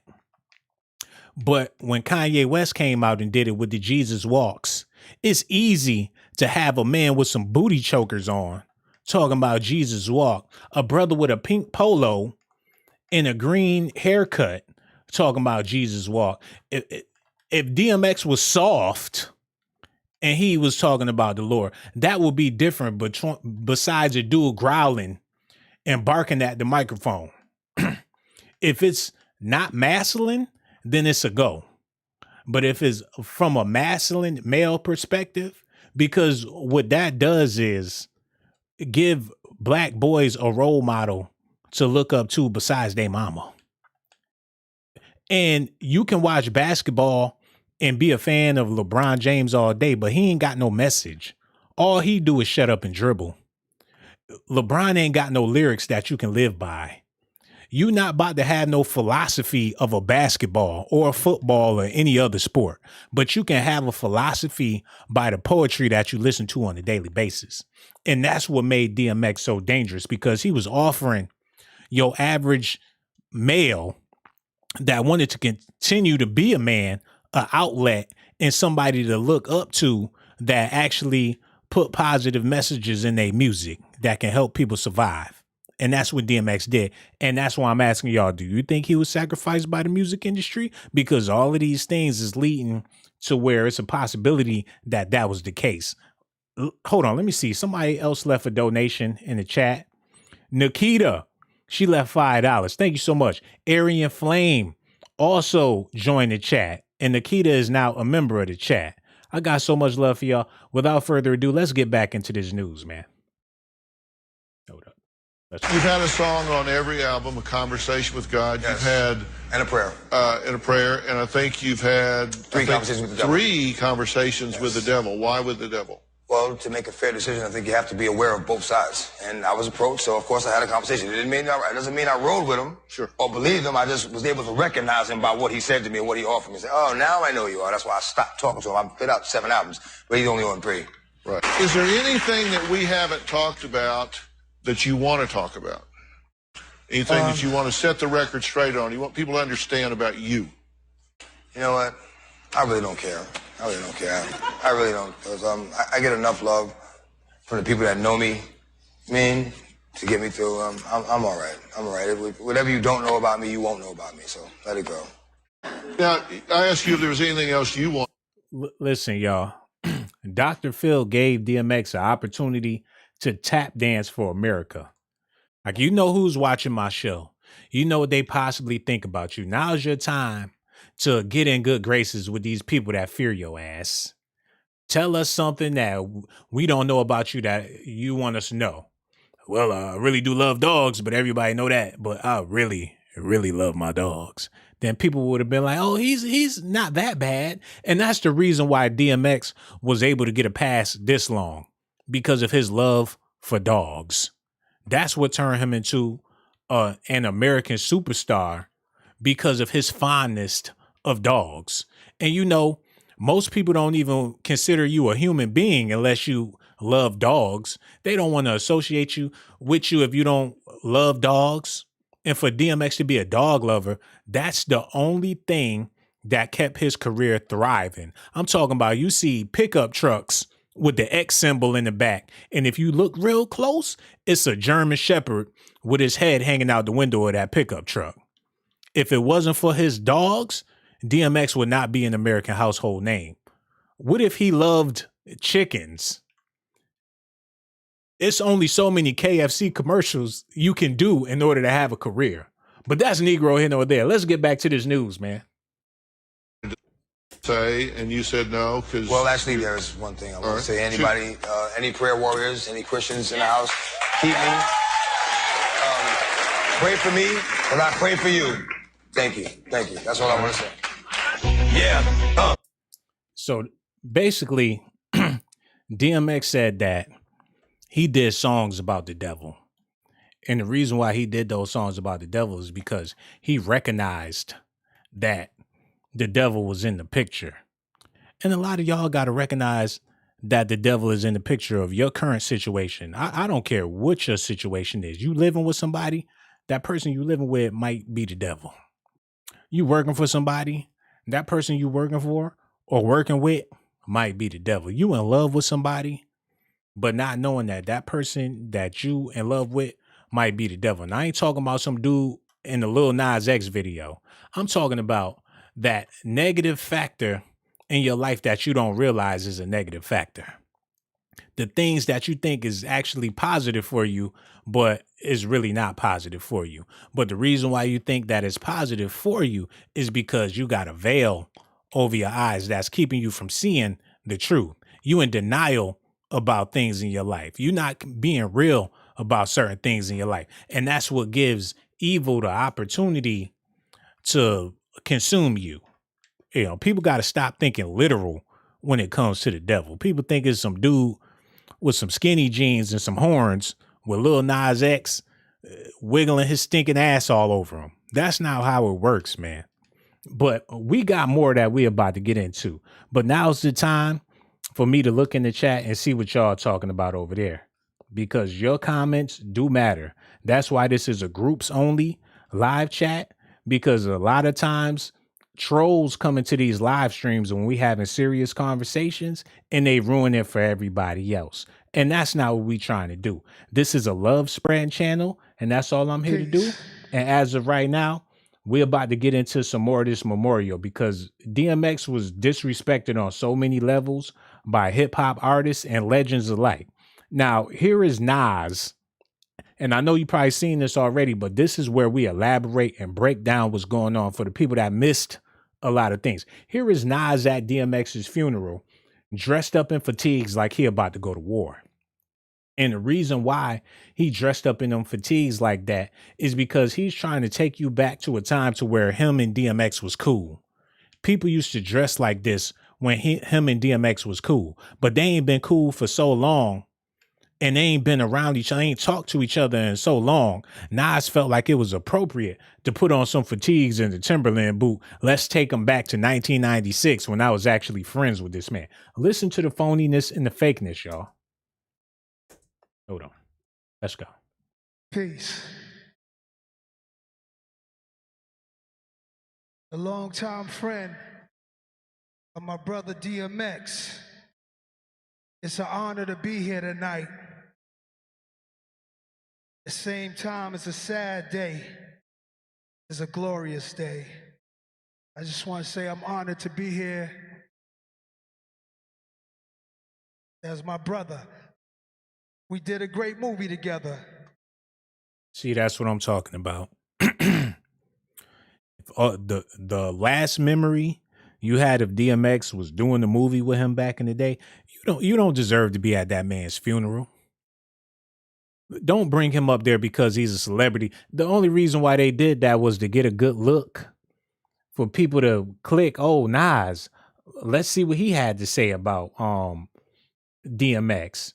Regardless of what their relationship was like, you can still come up there if you famous and if you willing to be there. It was a whole lot of famous people that didn't show up, and I salute them for not being there and not showing up, because they may have not had a good relationship with DMX.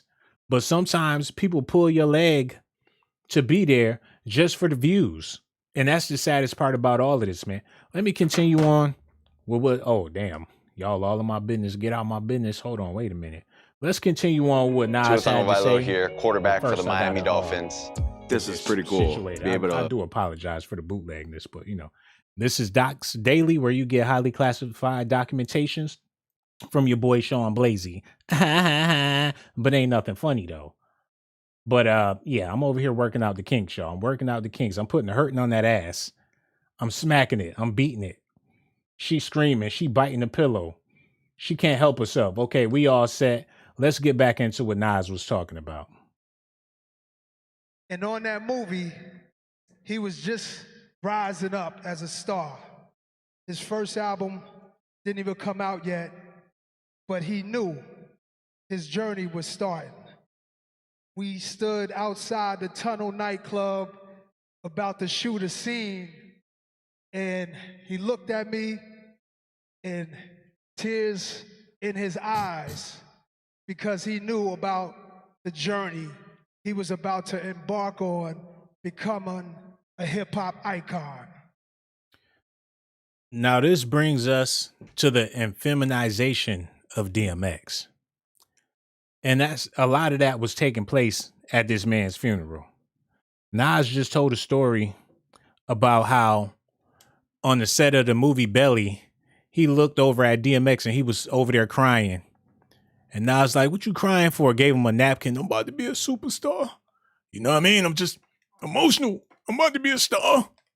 Why would you share that story at this man's funeral? We don't want to remember DMX for crying and snotting all over the place while you filming the music video with this man. You don't have no other stories about DMX that you could have shared at his funeral? Listen, y'all.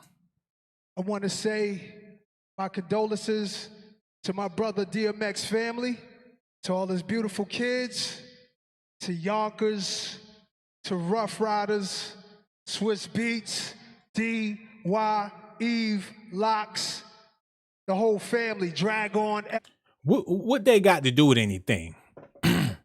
You know, everybody trying to give a shout out or get some shine and some recognition. They all standing on stage with the casket, with the jackets on, and X ain't have no love from none of them dudes, and he knew it. That's all he talked about in his music.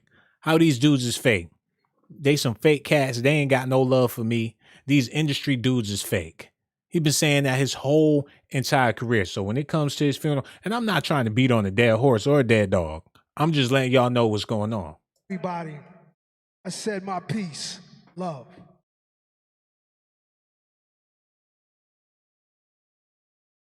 It continues, y'all. You know? Who the fuck? Look at how they acting. They have no class, no home training or manners, y'all. Today we blessed to be here today. It's the original Ruff Ryder family you're looking at right. Why is his suit so tight? I ain't know if that was Rick Ross or Thick Boss. This man got a pot belly with a tight ass leather jacket on stage talking about DMX. Now, if that ain't disrespect, they all got the Rona mask hanging under their faces. This is ratchet on so many levels. Look at them. Look at their Rona maskers.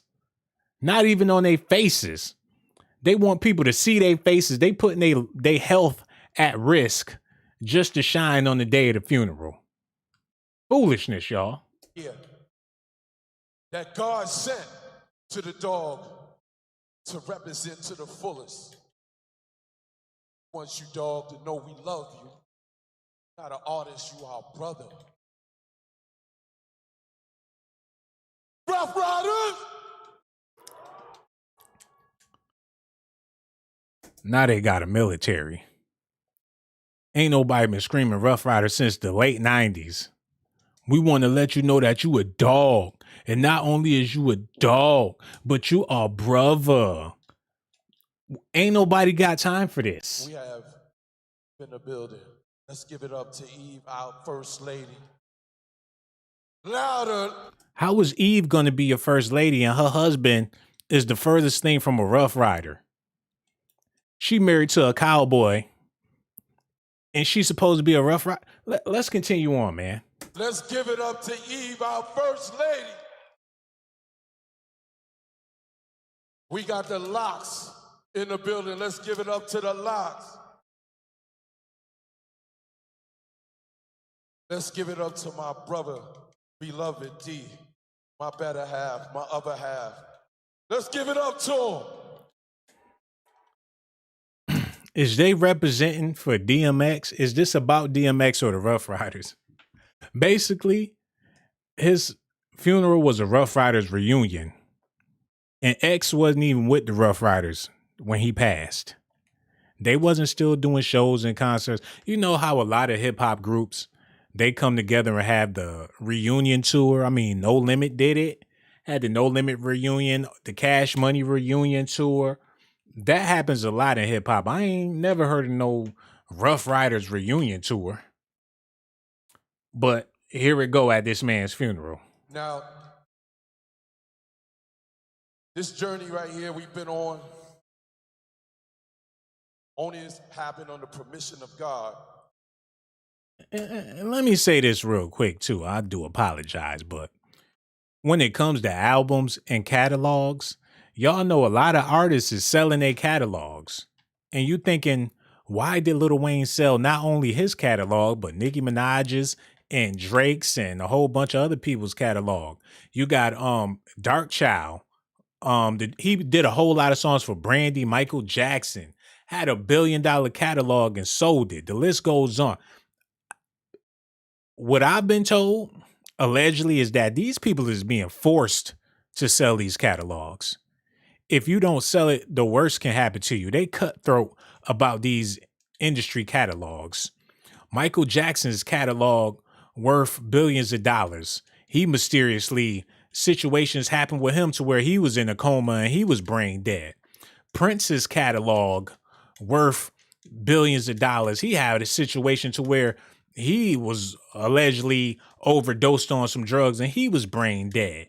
So these artists, black artists, they really ain't got no choice but to sell a catalog, especially when you have a big catalog, because hey, they gonna get it by any means necessary. Nobody in hip hop have a better catalog than DMX. And what make it so significant is he went double platinum in 1 year alone. So you got to think of the revenue, the what do you call it when something is around for a long time?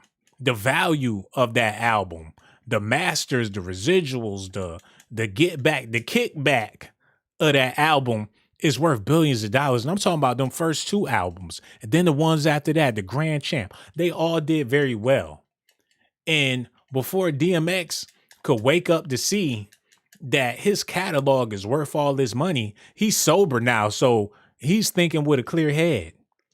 The last thing we want is for him to wake up and see that he's supposed to get this, he's supposed to get that. And best believe the Ruff Ryders is tied into that money as well. The albums that's being sold as of right now, people, it's a upkick. People's interested in Eve. It's a lot of people out here that never even heard Eve's music before. Oh, I want to buy her album. What about the Locks? I didn't even know they existed. I want to hear their album. Who is Drag On? Let me get the Ruff Ryders compilation because I'm just loving me some DMX right now. Where y'all think that money gonna go to? And plus, who's going to have control over his catalog now that he's no longer in the picture?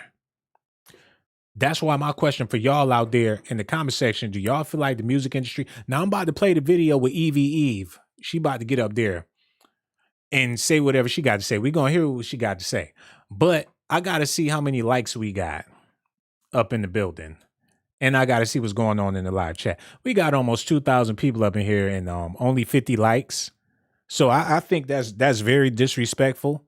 I mean, if it was me and I was watching your video, I would hit the like button with no problem. But ain't nobody trying to do that for me. I understand. Aryan Flame donated $20. Thank you so much. Charlene Ferguson donated $5 from Australia. I really do appreciate you, sister. I really do mean that too. The Quintessential donated another $5. She said, notice how the casket looks like it's got silver skulls around it with the color of red instead. Sister, not only did the casket have silver skulls, but it's red, the same way he was in the bathtub of his rap album when he was coming out the bathtub with the blood. And that was symbolic of a sacrifice. So why give this man a red casket and they wearing red when everybody know that at funerals you're supposed to be wearing black? How you doing, Amanda Silver? So glad to see you, sister. Let's get into this and see what Eve had to say about the situation, man, because it's starting to look like some people in higher places wanted to get rid of DMX before he woke up and seeing what was really owed to him in life. X, spiritually, always have faith. And the first person that brought E to X was my man Tip. Let's give it up to Tip. If it wasn't for Tip, we wouldn't even be here today. All right? So,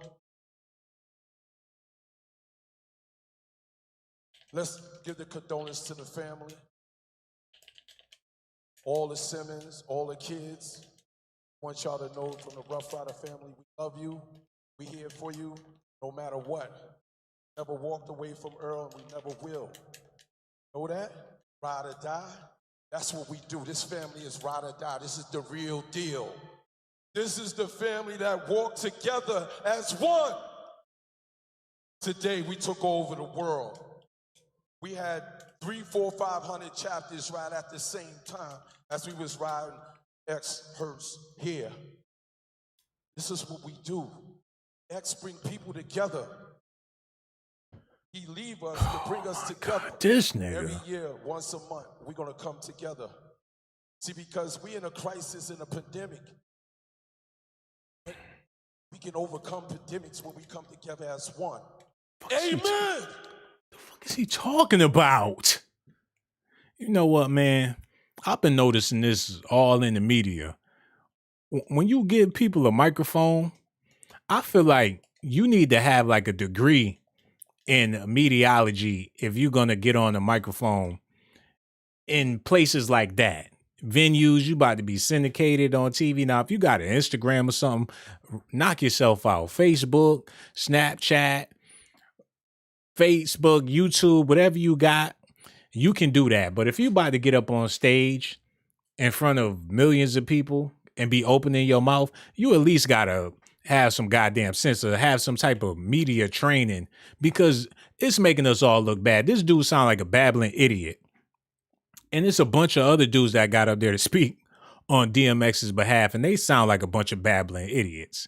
And not only do it make us look bad as a people, but DMX's legacy is tarnished off at his funeral alone. And that's the worst. You live your whole life and you done been through hell and back. People know your trials and tribulations, know your pain and know your story. But your funeral is the biggest talk of your life and it was horrible. At least let that man go out with a decent funeral. And why didn't nobody have on no suits and no ties at this man's funeral? The disrespect. Everybody was there for their goddamn self. And that's just the world we live in, man. It's a bunch of selfish ass people out here. Because I'm making a YouTube video and I ask for people to hit the like button. Ain't nobody hit the like button. You want to know why ain't nobody hit the like button? Because a lot of y'all out there, it ain't got nothing to do with me. You watching the video for the documentations because you know the value that you get from watching these highly classified documentations. You know that this information is going to change your life. But when it comes time to give me a like for giving you love, you don't want to do that because you're a disturbed person.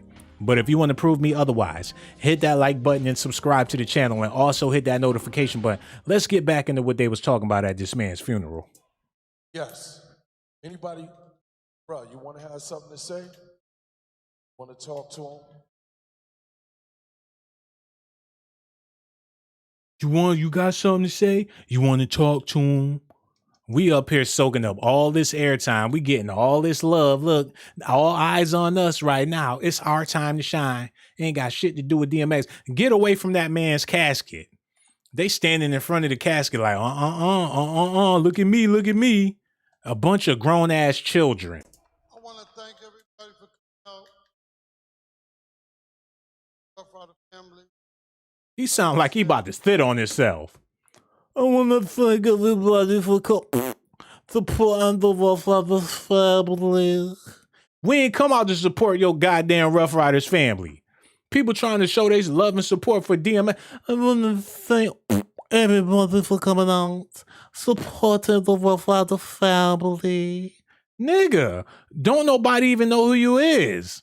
Listen at this clown.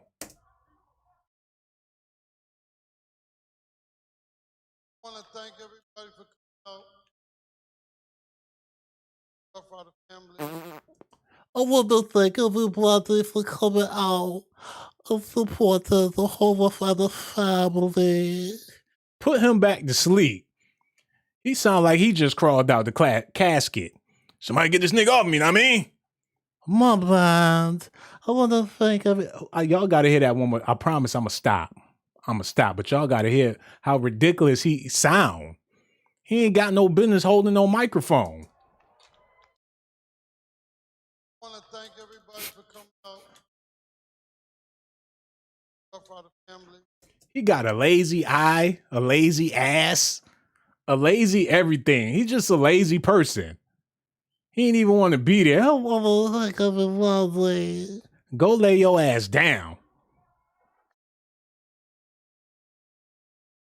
I want to thank everybody for coming out.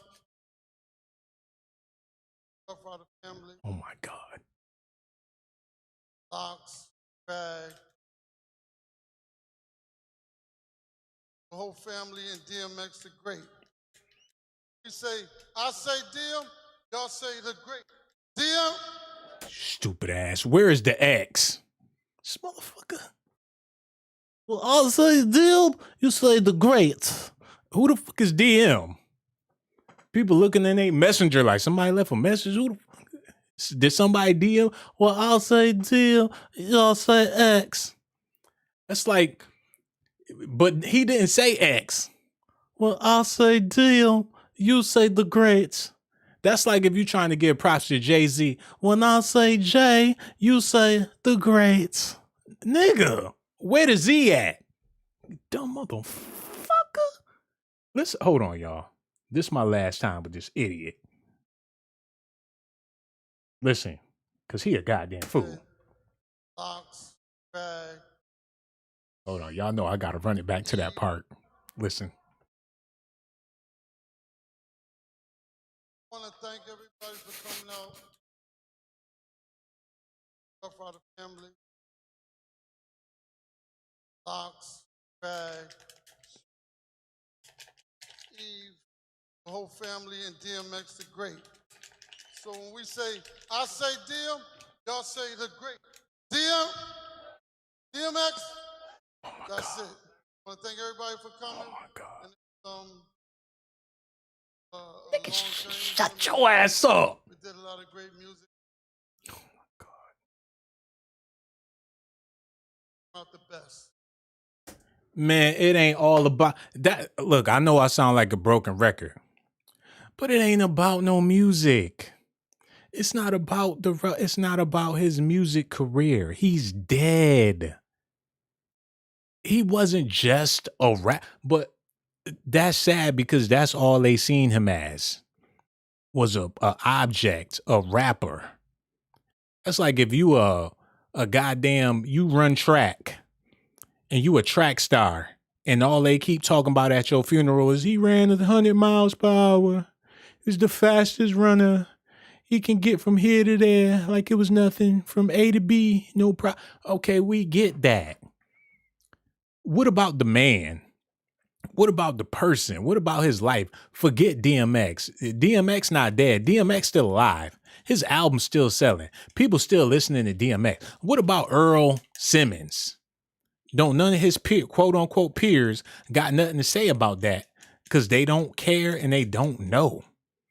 And they keep talking. I want to give a shout out to Eve. And did they? Is they dead? The Locks, the whole Ruff Ryder. I want to thank everybody for coming out and showing love to the Ruff Ryder family. Nigga. So, I mean, did this thing while he was here. He's never going to be forgotten as long as we're here. I'll always love him. DMX lives on. His new album coming out soon, so expect that when it comes. Probably better as the other one, so look out for his new album. Why that, yo? It's probably just as better as his other ones. I'm promote his album, and it might be whack. It might be good. At his funeral, talking business and politics. Y'all go cop his album. It might be better than the other ones. Continue. DMX the Great. Idiot.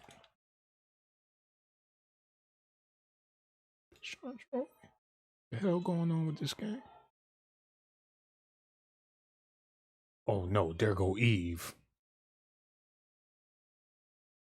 Look. First of all, thank you for the energy that everyone has brought here today.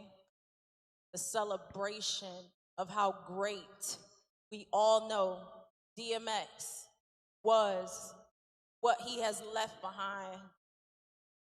I am seriously the luckiest woman in the world to have been adopted by the Ruff Ryders, but to have known DMX the way that I knew him, as a man, a father, a friend. I wonder when is the last time Eve talked to DMX. When the last time she went out to lunch with X? The last time they got together and had a cup of coffee and just talked about life. I'm just curious because I don't know, but I would imagine that was a very, very long time ago. It don't seem like they really kept in touch like that. Now she's standing up there like she his widow. But y'all gonna have to let me know how y'all feel about this, man. Look at this woman. It's so hard, y'all. What I pray, what I hope, I pray to God, I pray to our angels, I pray to our ancestors that his journey was smooth. I know that he will rest in power, rest in love, but most of all, he will rest in peace. Thank y'all. Get your ass off the stage. Swizz, Drag is here. Did Love this you, nigga? Jack. Did y'all hear him? Swizz Drag is here. He make it seem like everybody gonna bow down because he announced his presence. Drag is here. He think he the second coming of Christ. Listen at this fool. They give you hope.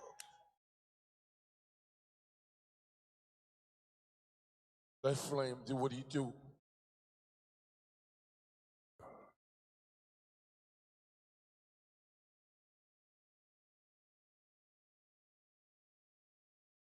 Check this out. Trying to say, straight bottom line, I don't exist without this man. You know what I'm trying to say? And I'm trying my best not to cry right now, but No, you not. I'm not shit without this dude, bro. Like, you feel me? He taught me everything I know. Now DMX was your father. Groupies in and after life. At a funeral, you don't have to be somebody's groupie. You don't have to do that. I mean, if at your regular person's funeral, people not doing all. Why do all of these people have to take the podium? At an average funeral, it's one person to get up there to read the eulogy, regardless of how many people is there. Unless it's for entertainment purposes, then we trying to milk this cow for all it's worth. You don't have the whole everybody you knew get up there and say something. The family pick one person to one or a few people to speak at your funeral. Everybody ain't got to get up there and say something. And that person is either your best friend, your wife, or your parents, or somebody that actually means something to your life. Not some dude you was in the studio with 30 years ago, and he told, well, if it weren't for him, it would be no me. I ain't nobody. I ain't even know how to use the bathroom without DMX. Go sit your ass down somewhere, dude. I don't care who you is. All of y'all. Man, listen at this foolishness, man. I'm trying to say, like, DMX and this man right here was the ones that found me in the hood, that found me in the gutter. And you still in the hood. Bronx. I ain't gonna front. DMX vouch for me, bro. Facts. And you know what I'm saying? You know, I ain't gonna sit up there and preach all day. I just wanna let y'all know I ain't shit without him. Straight up. I don't exist. The air I breathe is what he put in my lungs in this industry. This nigga, he full of shit. So God ain't got no credit. Your mama, your daddy, ain't nobody got no credit for your existence. If it wasn't for him, I wouldn't even have no air in my lungs. This is what I call a sympathy hustle. He don't want you to feel sorry for DMX. He wants you to feel sorry for him to get his whole situation resurrected. And it don't have to be selling no records. People ain't really selling no records like that no more. But to get some interviews, to get Vlad TV. I know Vlad is busy right now. And he not gonna get no Swizz Beatz on Vlad or somebody that's really worth a damn.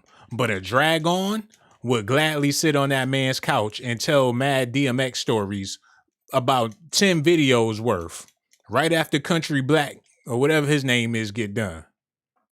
Then all the other half-ass dudes from Ruff Ryders is willing to sit down and do interviews and talk about they DMX stories.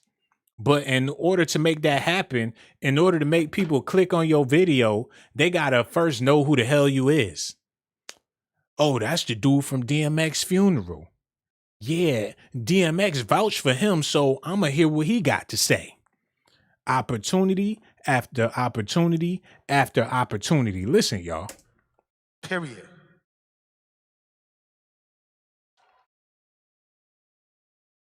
Let's give it up for Drag On. We need the locks to the front, Styles P, Chic, Jadakiss, Wyo's finest. God. What's up, y'all?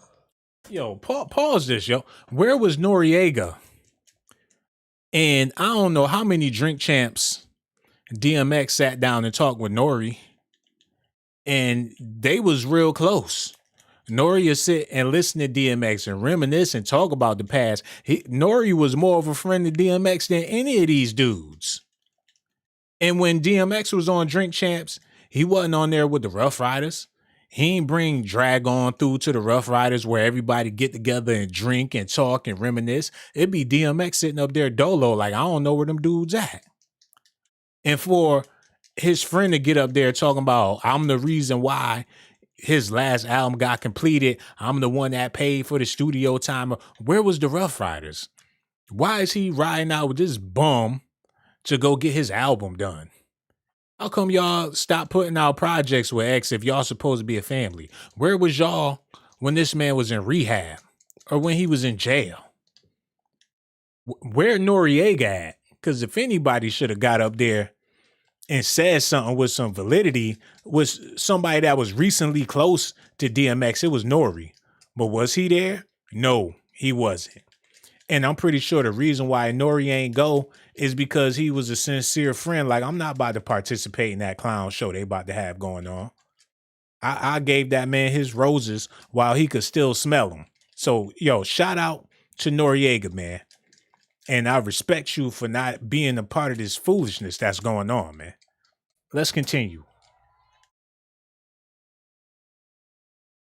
I ain't really good at this, so I'm just gonna take a little bit of time, then I'm gonna pass it to Styles, because he better at this than me. But yo, y'all know this is a big hit for us.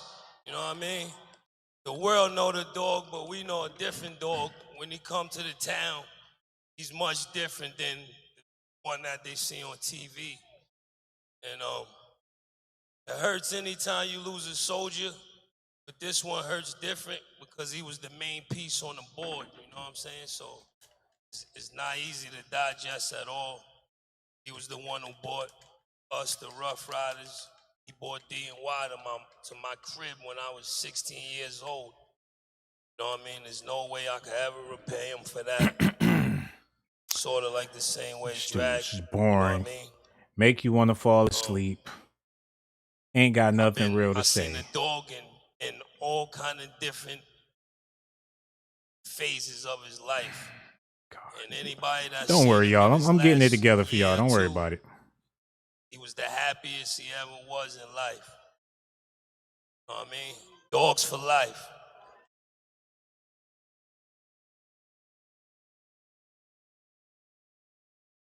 What up, y'all? As my brother said, this one's really, really different. DMX was the ghettoest person that ever existed. I swear to you. If you're from Yonkers, New York, you're from New York, period. What he means to us is undescribable. Oh man.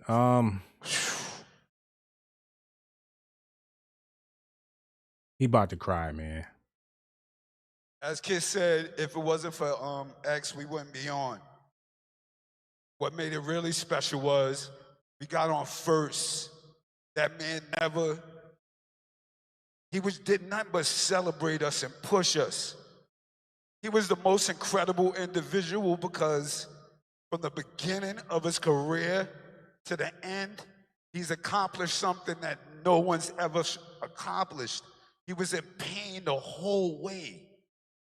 The whole way, from whenever you see him, that man was in pain. Yo, man.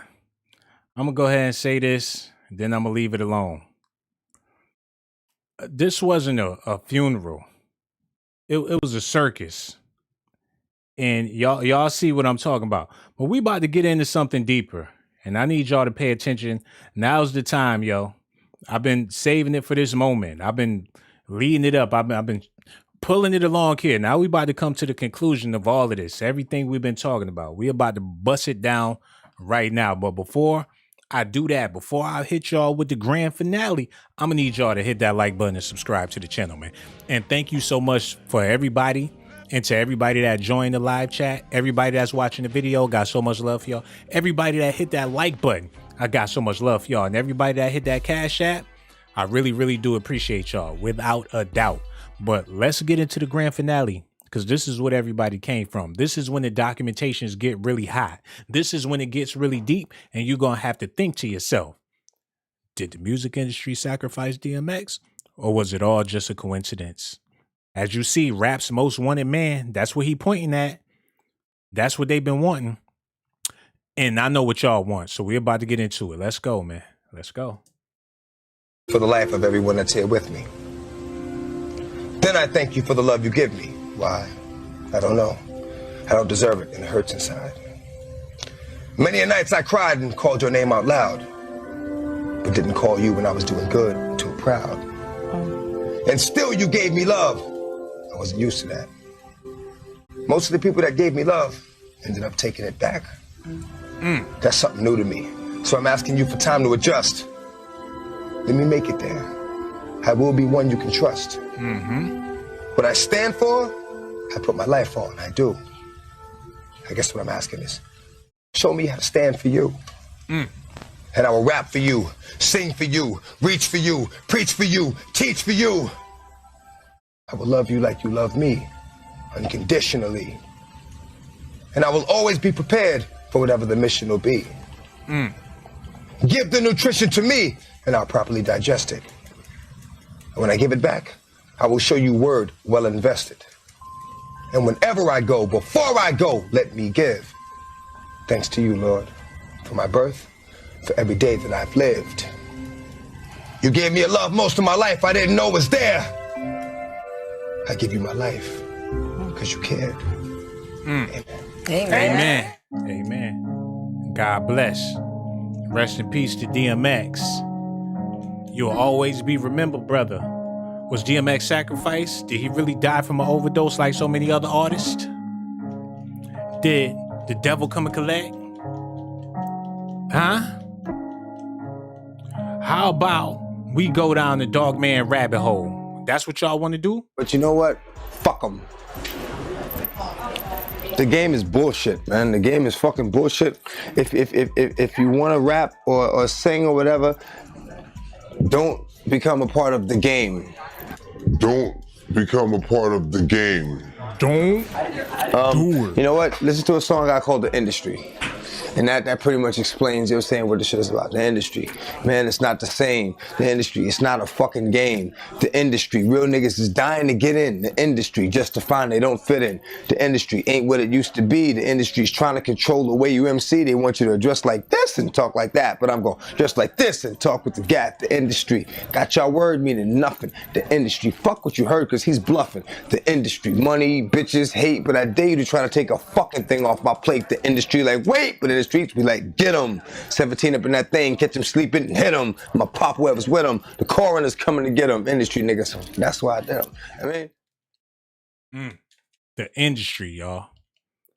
This. He said when he went to Def Jam, he saved it. It was a dying brand with all the shiny suits, with all of that gimmicky hip hop. DMX came in the door and raked in so much money that brought some value back to the company. And what they do, they sold it because they knew it wasn't going to last long. They knew that he was going to be the last of the real MCs to come out and make some quality music. So let's take this opportunity with DMX and get out while the getting is still good. They knew that in due time, people wasn't going to be selling no records no more. It was going to be about the downloads and the streams and the lollipop rappers coming by the hundreds. So if we can get one real rapper out to solidify the brand, we can sell it while it's still Def Jam. Because what it's headed to, it's not going to be Def Jam no more. All the artists that signed to Def Jam now, they're not Def Jam type artists. They don't have no real MCs signed to Def Jam. You got a bunch of acts, a bunch of mumble rappers that ain't got nothing to do with hip hop. So they decided to sell the brand while DMX was hot because they knew that he saved that company's not only financially, but reputation wise. Yeah, they got a whole new staff now, so I got to go in and see what's up. You know what I'm saying? DMX on the zesty agenda. Like that. Pause. For real. Pause. They don't want you talking like that. And if that's how you feel and you ain't with it, then they got a problem with you. You not cut out for this. We don't see no future with you here, man. That's how you feel about us. You trying to expose us like that.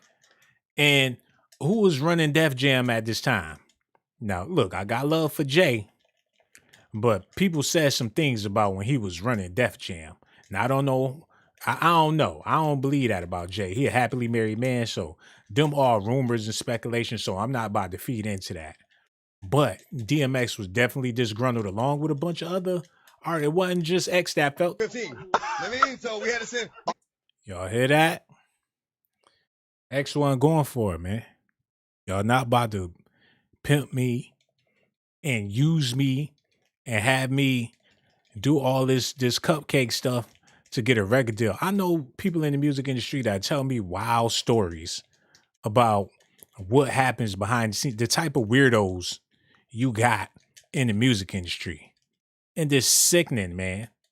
I mean, you got weirdos everywhere.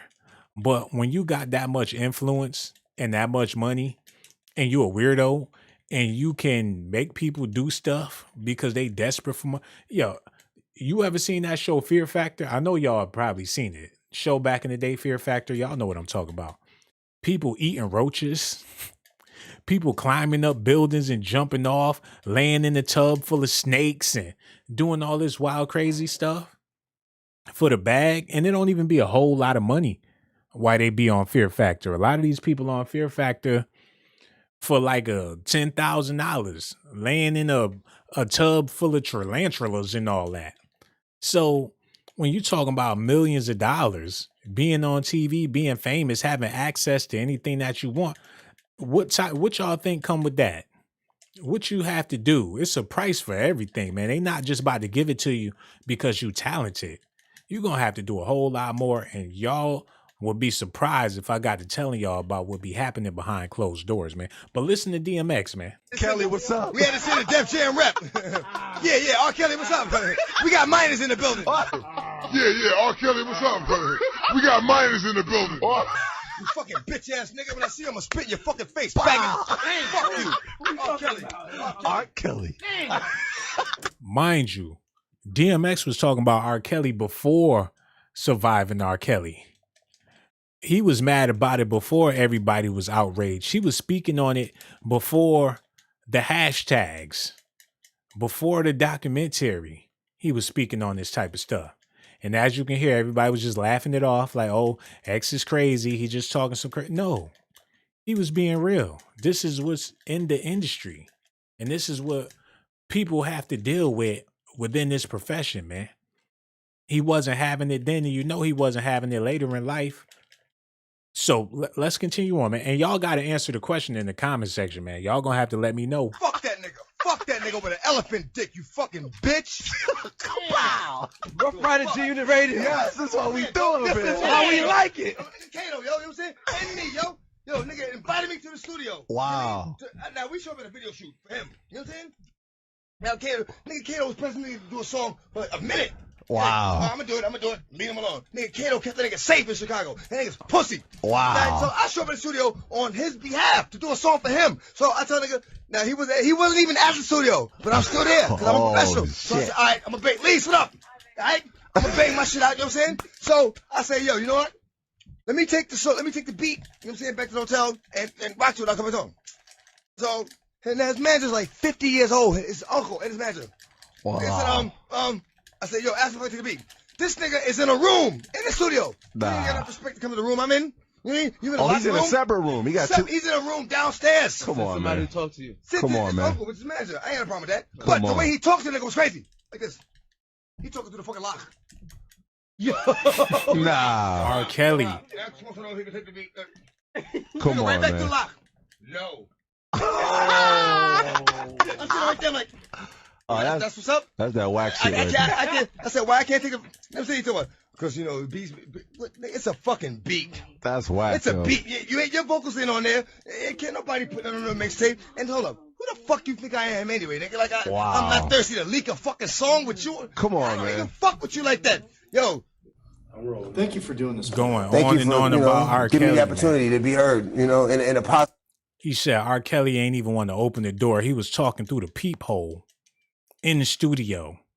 So DMX in there trying to do a song with R. Kelly, his uncle going to the door, R. Kelly talking through the peephole, like, don't open this door. He ain't got to see what's going on in here. I'll be right out. Just give me another second. Ain't no telling what he was, and DMX in there flipping. Now, come on, money. I know you in there with the little girls and all that. Just trying to do the song, go home.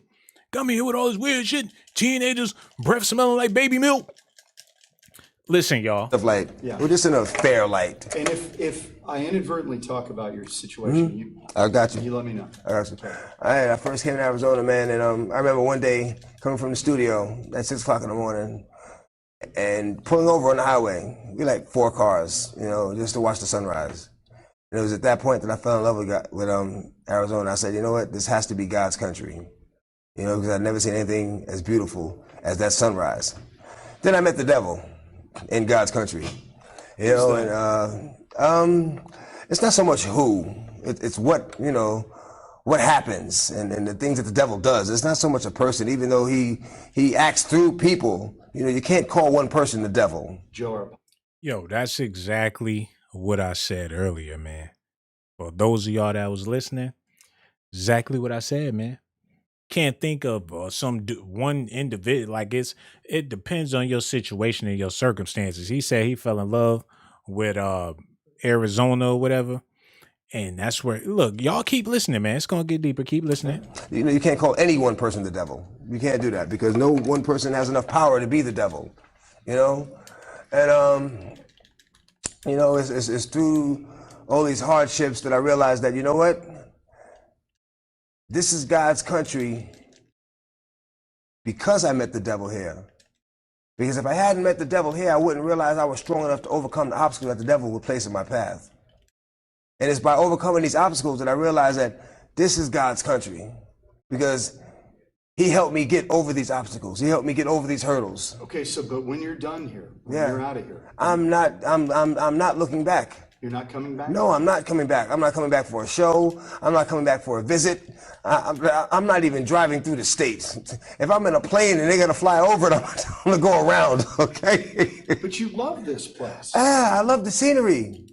I love the scenery about it, and I love the freedom that it initially gave a person. Remember I said, when I first came here, the last exit on the 101 was Pima and Princess. Yeah, that was the last exit, you know? And you know, man, we had fun. We had the 4-wheelers, you know. We just rode the trails. Pretty much the same thing I did when I bought a house out here, but until, you know, things, I don't know. Do you, when you think back on this whole thing, what went wrong in Arizona? How did you end up getting in so much trouble here? Was there too much temptation here, or I actually didn't get in. Was after you? No, I didn't get in. I actually didn't get in any trouble. I was never arrested at the scene of any crime, or you know, the police came and arrested me for something. You know, it was always let's get an arrest warrant for this guy. You know, it was always let's get an arrest warrant for this guy. That racism he was dealing with. Said at the end, he's talking about them constantly setting him up and sending him to jail. That's the saddest part of it all, man. You ain't got to be doing nothing. They just want to see you in there, depending on where you at. I mean, born and raised New York City. Of course, he was getting in trouble in New York. What you think gonna happen when you go to Arizona? The industry, man, they say a lot of times these dudes be getting arrested. It be arranged. Like when Tupac first got signed, he was never in no trouble his whole entire career. When he was with the Digital Underground, Tupac was a great guy. Soon as he signed the Interscope, he just couldn't stop getting in trouble. They put you in position. If you want to get shot to sell records, they will get somebody to shoot you so you can have that on your resume. You got to be a criminal in order to be a successful act. If you ain't selling no records, come to find out you in jail for something, depending on what you did, people going to go out there and buy your records. It's certain things you have to do to get people to buy your music or be interested in you. You got to be in the news. And if you in the news for something positive, people ain't going to buy your records for that. People ain't going to be lined up to get your music because you handed out some turkeys for Thanksgiving. But let you catch a body or kill somebody or do a robbery. People, and it's sad because it's the people that perpetrate this ignorance, that support the madness. And they just understand you got to get the people what they want. Listen at this, y'all.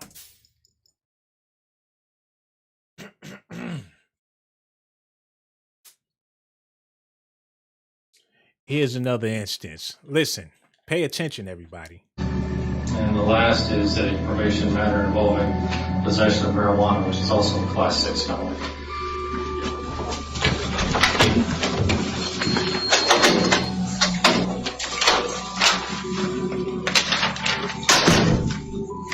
See the bad treatment going on. Only one in here. The only one got arrested today. Stuff to do it every time, man. Every time, man. Every time they do it to me. They gotta be quiet about it. I get my rights violated, but I gotta be quiet about it. Let's go. Let's go. Now let's go. This is a fucking bitch,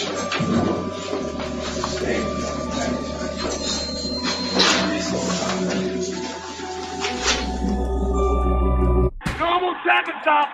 Normal traffic stop. 18 cops, 5 cars. Yeah. This ain't no normal traffic stop. This ain't no normal traffic stop. Look at this.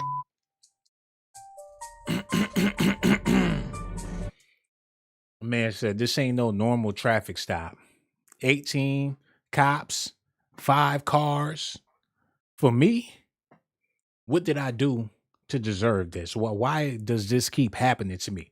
It seems like everywhere I go, no matter what I do, it's one thing to be in the system, but it's another thing to be in the system and the music industry. They will make a story out of your ass. If they can find a way to get a buck off of you, they're going to take it. It's too much money involved in seeing you suffer. And the more we can get this man to suffer, the more money we can make off this man. If you don't believe me, just look at his funeral. So my question for y'all is, I can keep going with this. I can keep giving you the proof and giving you the information and giving you the documentations. I can keep on breaking this down for y'all. But I'm going to need y'all to answer the question in the comment section, man. Do y'all think he was sacrificed by the music industry? I'm not saying he was, because I don't know. I don't have the answers to everything. But just by what you seen or what you heard or what you analyzed about this man's situation, do y'all think the industry had anything to do with that? Because it seemed like they never let our legends get old. None of them. We have yet to see one of our legends get old, keep their wealth, keep their sanity, and live happily ever after. Now, I can't think of one. Even Tiger Woods is going through it. If they can do Tiger Woods the way they did Tiger Woods, and he's one of the most likable, uppity brothers out there, just imagine what they can do to DMX or what they did to DMX in his lifetime. The Tiger Woods scandal. He's got caught doing it. They're going to get some dirt on you just to make some news, the headlines, just to keep the stereotype going. And DMX was an easy target because to the public, he's this and he's that. He's a dope fiend. He's a robber. He's a stealer. He's a killer. We can easily use him and take advantage of him, and nobody's going to feel a certain type of way about it because of his well-known drug addiction, as if he's not a man at the end of the day, as if he ain't had feelings, as if he wasn't a person at the end of the day, as if he wasn't entitled to improving his life and improving his situation at the end of the day. They created a monster out of this man for financial gain, because if that wasn't the case, he shouldn't have been able to get a record deal with his condition. But at the end of the day, I don't blame the industry. I blame the fans for condoning and supporting the BS. When Lil Nas X came out with them Satan sneakers and they sold out in 2.2 seconds, is it his fault for making the sneakers? Or was it the people's fault for buying the sneakers? You can make anything you want to make, but for the people that condone it and support what you're doing, if it's some straight up foolishness, whose fault is that? For all these rappers making this garbage music, we all know it's garbage, but who can you blame? These horrible rappers or the people that listen to their horrible music? Who's worse? So I can't put the blame on DMX. I can't really put the blame on the music industry. I put the blame on the people. Because if y'all willing to pay for it, whatever selling is selling. If you buying, they supplying. So DMX was a victim of his fans. And nobody cared enough to reach out to this brother or to think outside the box and say something seriously wrong. Why is they dangling DMX in front of us for entertainment purposes, like how they've been doing his whole entire career? Somebody that prays for his fans, spend time with his fans, actually give a damn about his fans, get done the wrongest by his own fans. But that's Negro here nor there, man. I hate to be preaching to y'all, but DMX, man, rest in peace. So much love for you, brother. You in a better place now. But people gonna have to realize, man, at the end of the day, you the problem. If you condone any foolishness, and it's sad if you don't realize that it's foolishness that you condoning, you your own worst enemy. It ain't X. X, he in a better place. For the people that still living, you're going to have to deal with yourself, man. Because these documentations I'm giving y'all is all out of love and all out of honesty. And that's why I need y'all to hit that like button and subscribe to the channel, man. Also, hit that notification button, y'all. Don't forget to show me some love. All the ladies out there that show me some love, that hit that live chat and join the group, I got so much love for y'all. All my brothers out there, I got love for y'all too. But without further ado, I'm about to go. But on the real, y'all ladies know why I do these documentations. Y'all females out there know why I be giving y'all this information, because risk my life to give you documentations, girl. I risk my life to give you documentations, girl. I risk my life to give you documentations, girl. I risk my life to give you documentations, girl. Sean got the jocks. I'm keeping it funky like some socks. Ponytail with the box. And my cell phone look like a box. Try not to get shell shocked when I start busting out the docs. I got secret videotapes of your mom cussing out your pops all over